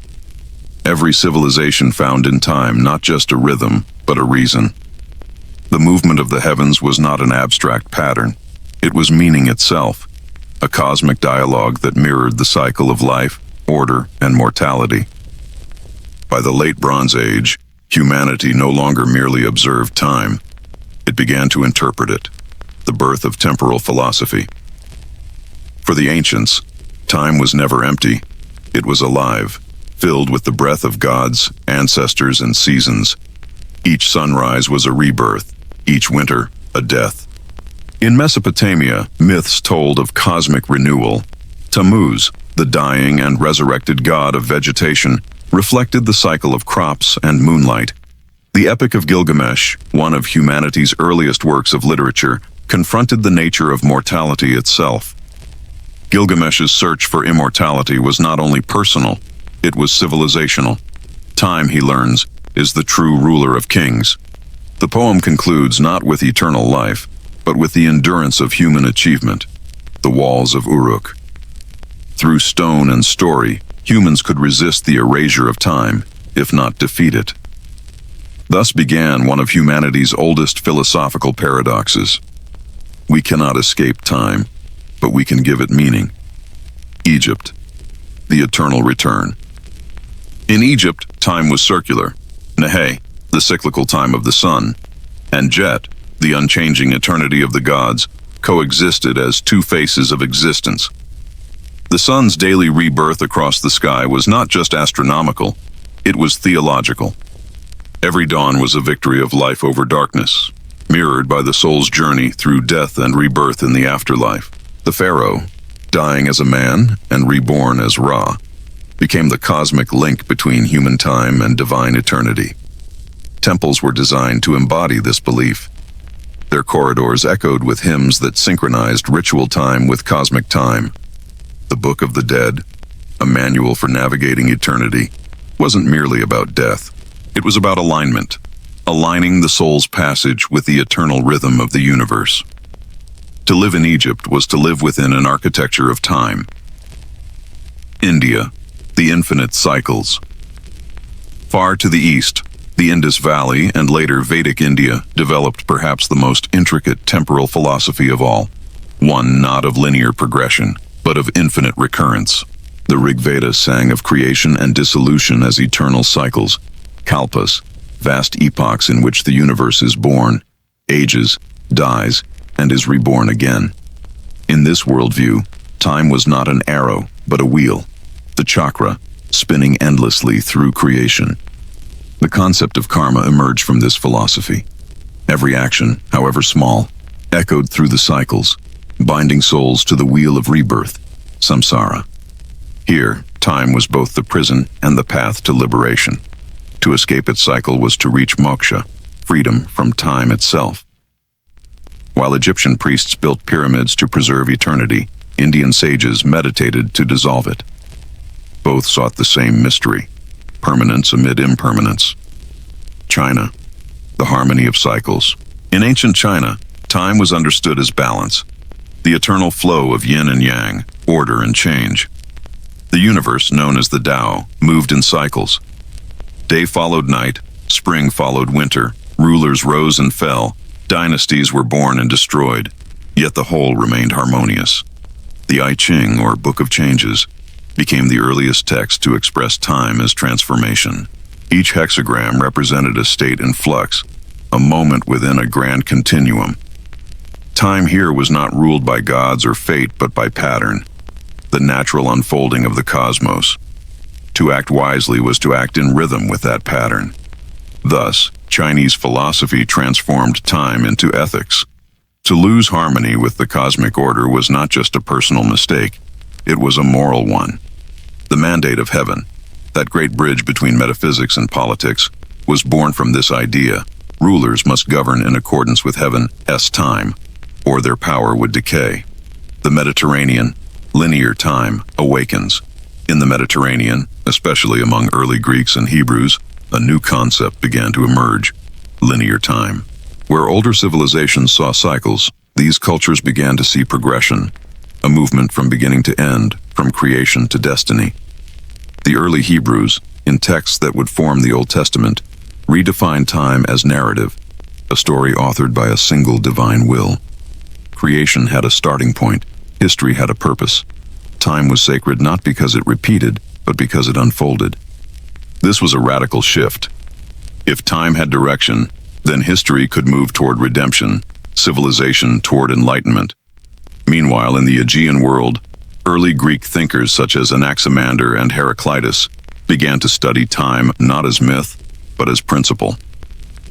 All things flow, Heraclitus declared, the river of existence that can never be stepped into twice. For him, time was the essence of change itself, the proof that all forms are temporary, all states transitional. Later, philosophers like Plato and Aristotle would transform this intuition into inquiry. Plato described time as the moving image of eternity. Aristotle defined it as the measure of motion according to before and after. For the first time, time was being defined, not worshipped. Mesoamerica, cycles of destiny. In the Mayan and Aztec worlds, time was both sacred and terrifying. Every day carried meaning, some auspicious, some doomed. The calendar was not simply a tool, it was prophecy. The Tzolk'in, a 260-day sacred cycle, governed every ritual and birth. The date of one's birth determined character, destiny, even profession. Kings scheduled wars, sacrifices, and coronations based on celestial timing. The Maya believed that each cycle's completion brought both renewal and danger, the possibility that the gods might end creation and begin anew. Here time was not comforting. It was cosmic tension, a divine heartbeat between destruction and rebirth. To live was to keep the clock of the gods ticking, to feed time through ritual. Time is memory. Across these civilizations, a new human realization emerged. Time was not only measured in stars, but in stories. Epic poems, inscriptions, and monuments became acts of defiance against oblivion. The Epic of Gilgamesh, The pyramids, the oracle bones, the Maya codices, all were humanity's attempts to fix the fleeting into the eternal. Every inscription on stone was a small rebellion, a refusal to vanish. Time erases, but memory restores. And memory, like time, became a form of power. The historian, the scribe, and the priest all shared a sacred duty: to remember, to record, to transmit. Through them, each generation reached back into eternity and left echoes for those yet to come. Temporal hierarchies and daily life. Time also became social. In every city, hierarchy was expressed through rhythm. Priests rose before dawn for rituals, farmers followed the sun, merchants followed markets, and kings ruled from calendars. Sacred time and mundane time diverged, one ruled by ritual, the other by labor. Festivals punctuated the year like divine punctuation marks, offering brief returns to cosmic order amid the noise of daily toil. Time told people who they were. It defined the pace of their lives, their prayers, their deaths. From this division, sacred and secular, cosmic and practical, emerged the structure of civilization itself, the question of mortality. But beneath every calendar and ritual, one truth endured. Time was the measure of life. Every civilization faced the same horizon, death, and sought to overcome it by different means. Some sought eternity in gods, others in philosophy, others in the continuity of the state. But all agreed on one thing: to understand time was to understand existence. The heavens might move in cycles or straight lines, but for the human heart, time was always finite, and therefore precious. From myth to measurement. By the end of the Bronze Age, humanity's relationship with time had evolved from mythic awe to analytical curiosity. The questions once whispered in temples were now written on tablets and debated in courts. What is time? Who commands it? Can it be known or only felt? And yet, for all the calculations and instruments, the heart of the mystery remained. Even as priests charted the heavens with precision, philosophers and poets reminded the world that time was not only a measure, it was a mirror. It reflected what we feared, what we valued, and what we dared to hope would last after we were gone. In every civilization, time became the language of meaning, the canvas on which myth, law, and science were painted. It told humans not only when to live, but why. From the eternal Nile to the cyclical Vedas, from the Hebrew Genesis to the Maya long count, humanity's interpretations differed, but their impulse was the same: to make sense of the passing moment. By the dawn of the Iron Age, this search had given birth to something new: philosophy, ethics, and the first notions of history. Time had ceased to be the domain of gods alone. It had become the measure of man. By the late Bronze Age, the heavens had become a throne room. The stars no longer belonged only to the night. They belonged to the state. Across the world's earliest civilizations, astronomy, religion, and politics fused into a single ideology. Cosmic order reflected earthly rule. Kings, priests, and astronomers no longer gazed at the sky merely to measure time. They gazed to affirm power, to align their kingdoms with the rhythm of the universe itself. In the glow of temple fires, the boundaries between science and ceremony dissolved. Every calculation, every ritual, every festival was both devotion and data, the merging of observation and belief. Heavenly mandates and earthly thrones. In ancient Egypt, the pharaoh was not merely a king, he was the living embodiment of Ma'at, the universal balance of order and truth. The same force that guided the stars through the heavens guided the Nile through its floodplain, and guided him through governance. When Egyptian astronomers charted Sirius's rising or measured the sun's shadow at solstice, they were not only performing astronomy, they were affirming divine stability. The solar calendar, precisely synchronized with the Nile's cycle, became a political instrument. Each agricultural season, inundation, emergence, harvest, was mirrored by royal festivals, processions, and offerings. The timing of these ceremonies mattered as much as their grandeur. To celebrate too early or too late would imply the pharaoh had lost harmony with the cosmos, a dangerous sign that could erode faith in his rule. The science of timekeeping, therefore, was also the art of legitimacy. Pharaohs built temples not just as places of worship but as instruments of cosmic alignment. The axis of Karnak Temple, for instance, aligns with the sunrise at the winter solstice. When light pierced its sanctum, illuminating statues of gods and kings, it wasn't only spectacle, it was a message. The heavens themselves affirmed royal authority. Mesopotamia, the bureaucracy of the sky. In Mesopotamia, the link between cosmic order and governance became bureaucratic.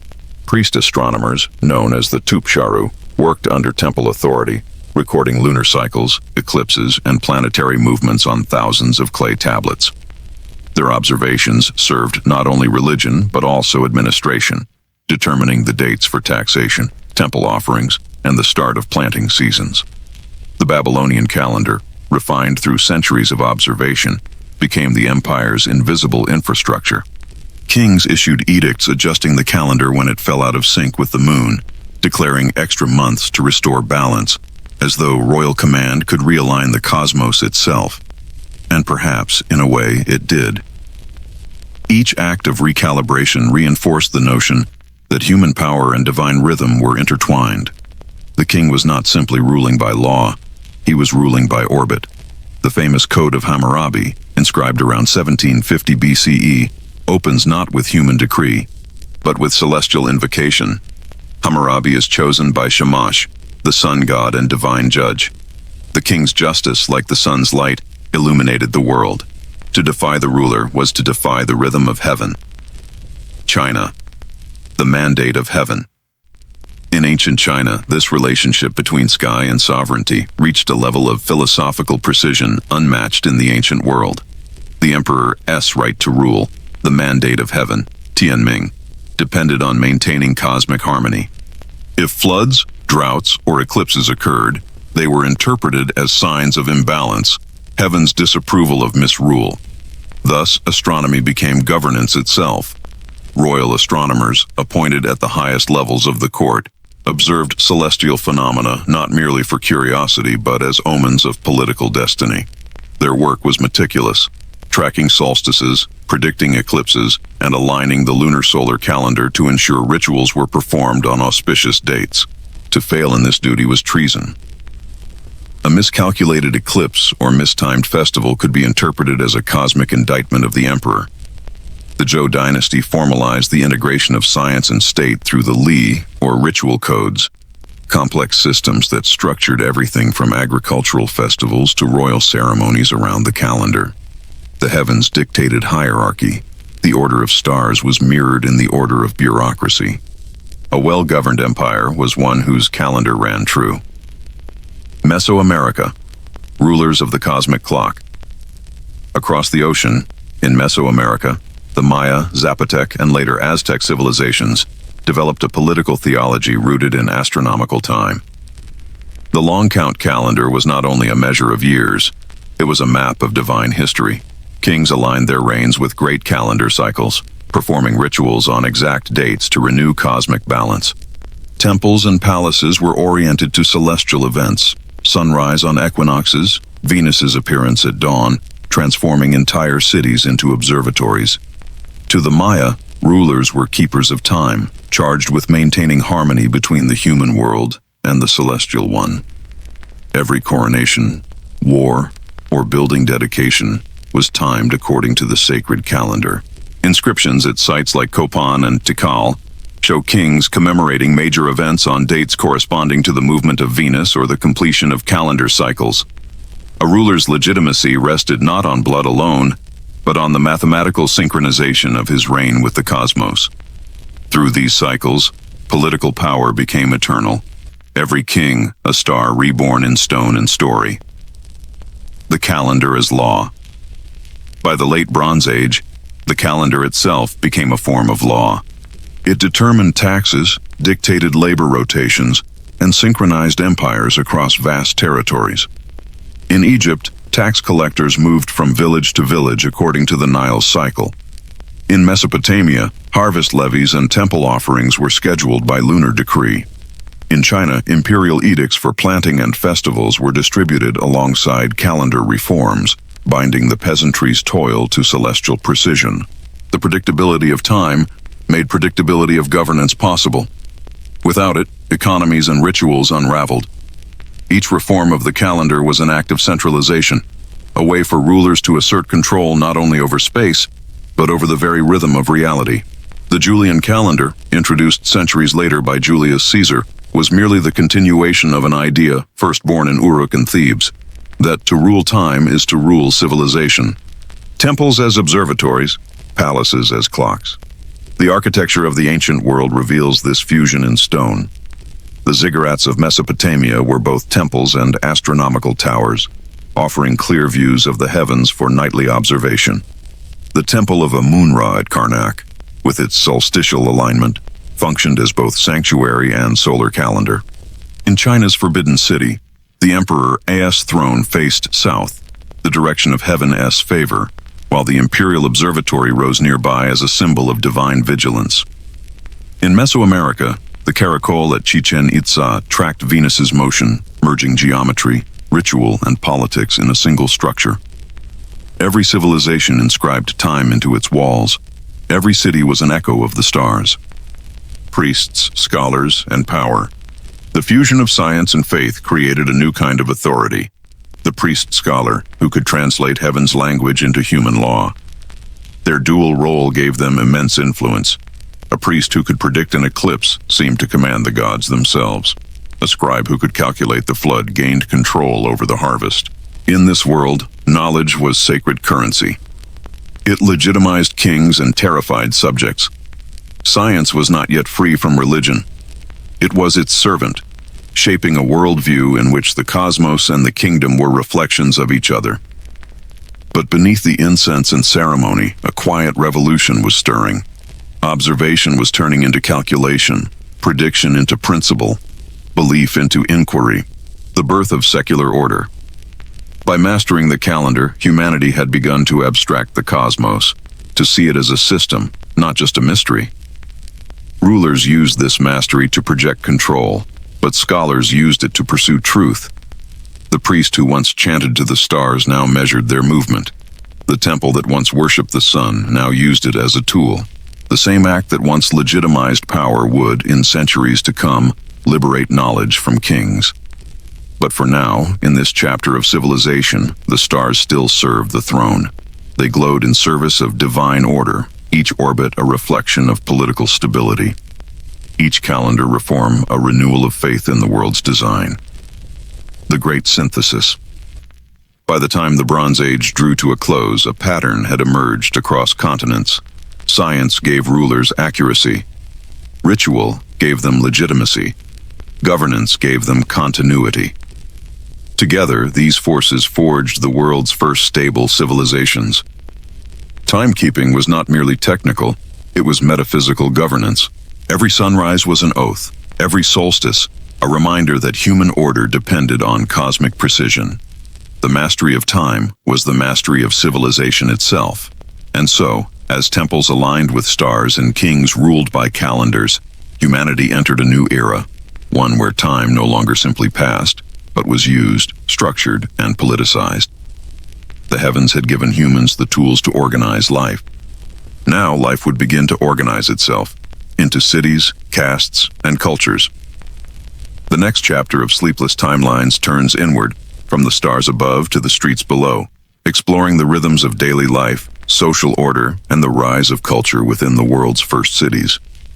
Next, Actus UN, the living world, society, art, and the human spirit. Civilization had learned to listen, not just to the earth, but to the heavens. What began as instinct, planting with the rains, hunting with the seasons, evolved into a vast symphony of celestial order. Humanity no longer drifted through nature's patterns. It began to compose them. The stars, once mysterious and unreachable, became partners in survival, and then in meaning. Every ancient culture, no matter how distant, shared one quiet truth. To measure time was to measure life. The sky as the first clock. The earliest calendars were not carved in stone, but traced in memory and observation. The horizon was the first dial, the moon the first calendar page, and the human heart, beating steadily through the days, the first metronome. The Egyptians read the rising of Sirius as the promise of the Nile's renewal. The Sumerians watched the moon wax and wane, turning its glow into a ledger of months. The Maya, centuries later, watched Venus blaze across the dawn and understood that beauty itself was a clock. Across continents, the same pattern unfolded. People turned observation into understanding and understanding into power. Time as architecture. Once humanity could predict, it could build. Temples, pyramids, and observatories aligned themselves with the sky. Stones were placed to catch the solstice sun, corridors angled to greet the first light of equinox. The passage of time was no longer abstract. It was etched into architecture, transformed into shadow and symmetry. To walk through these monuments was to move through a map of the cosmos. At Karnak, at Chichen Itza, at Stonehenge, humanity inscribed its awe in stone, a declaration that time was not beyond comprehension, but part of creation itself.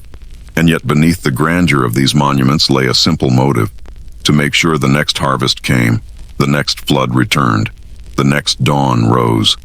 Civilization's earliest sciences were born from hunger and hope, a quiet yearning for certainty in a changing world. From celestial order to social order, once time could be measured, it could be organized. Kings began to issue decrees according to calendars. Temples collected taxes after harvest cycles. Laborers worked to schedules. Festivals marked the turning of months. Time became not only a mirror of the heavens, but the backbone of society. The clock, long before its invention, had already begun to rule humanity. In Egypt, priests controlled the rhythm of ritual and governance. In Mesopotamia, scribes tracked lunar cycles to regulate trade and agriculture. In China, the emperor's legitimacy rested on his ability to align with heaven's time. What began as observation became administration. Astronomy became policy. Cosmic rhythm became law. This transformation, from the sacred to the systematic, was the true birth of civilization's intellect. Humanity had moved from seeing time to using it, the intimacy of measurement. Still, even as societies grew complex, time remained personal. Farmers watched the skies with the same patience as priests. Mothers measured childhood in moon cycles. Artisans counted days of curing clay and drying dyes. The same stars that guided kings also guided shepherds and sailors. The same constellations watched over both empires and exiles. It was a shared experience, one of the few universal threads that connected all people. When we look back at these civilizations, it is easy to see only monuments and mathematics, but beneath it all was emotion, awe, fear, reverence, longing. Time was not cold precision. It was poetry written in shadow and light, the fragile triumph of knowledge. By the close of this age, humanity had achieved something remarkable, a kind of intellectual unification. Though divided by oceans and languages, people everywhere had built frameworks to interpret the same celestial truths. The flood, the harvest, the moon, all had been tamed through pattern and record. The world, once unpredictable, began to feel knowable. But knowledge carries weight. To master time was also to recognize its limits, that every civilization, like every season, would rise and fade. And so they built monuments to endure, texts to preserve, rituals to repeat, as if to whisper to eternity, "Remember us." Even now, we stand on their shoulders every time we glance at a calendar, count the hours, or measure the years. Their sky is our sky. Their rhythms still echo in the beating of our clocks and the turning of our seasons. The spiritual horizon.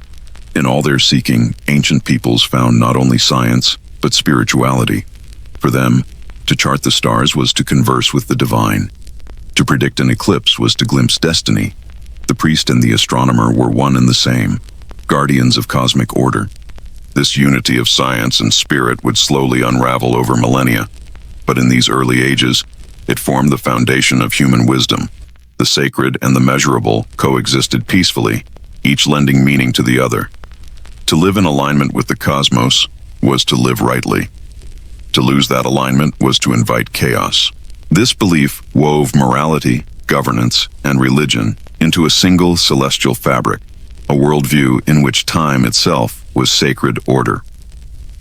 The human clock. By the late Bronze Age, humanity had done something extraordinary. It had turned the world into a clock, and itself into the hands that moved it. Through observation, mathematics, and devotion, we synchronized our lives with the cosmos. Every dawn became a reassurance, every harvest a promise fulfilled, every cycle a reminder of life's continuity. In learning to count the days, we also learned to count ourselves, our labor, our festivals, our dreams. And through this quiet mastery, civilization discovered its greatest paradox, that to measure time was also to become aware of its passing. In taming time, we awakened mortality. In recording eternity, we learned impermanence. It was a bittersweet triumph, beautiful, fragile, and human. Toward the next horizon, the story of calendars and cosmic order is not just about stars. It's about control, coordination, and curiosity. These early timekeepers set the rhythm for all that followed: governments, trade routes, cities, and philosophy. They gave humanity its first shared language of precision, a way to agree, to gather, to remember. But mastery of the heavens was only half the story. In the next act, we leave the skies behind and return to the streets, to the sound of markets, footsteps, laughter, and labor. We'll explore how daily life, social order, and culture took shape within these newly measured worlds. The age of the calendar had taught us when to live. Now, civilization would discover how. Next episode, fall asleep to daily life in ancient cities, where the pulse of time becomes the rhythm of society.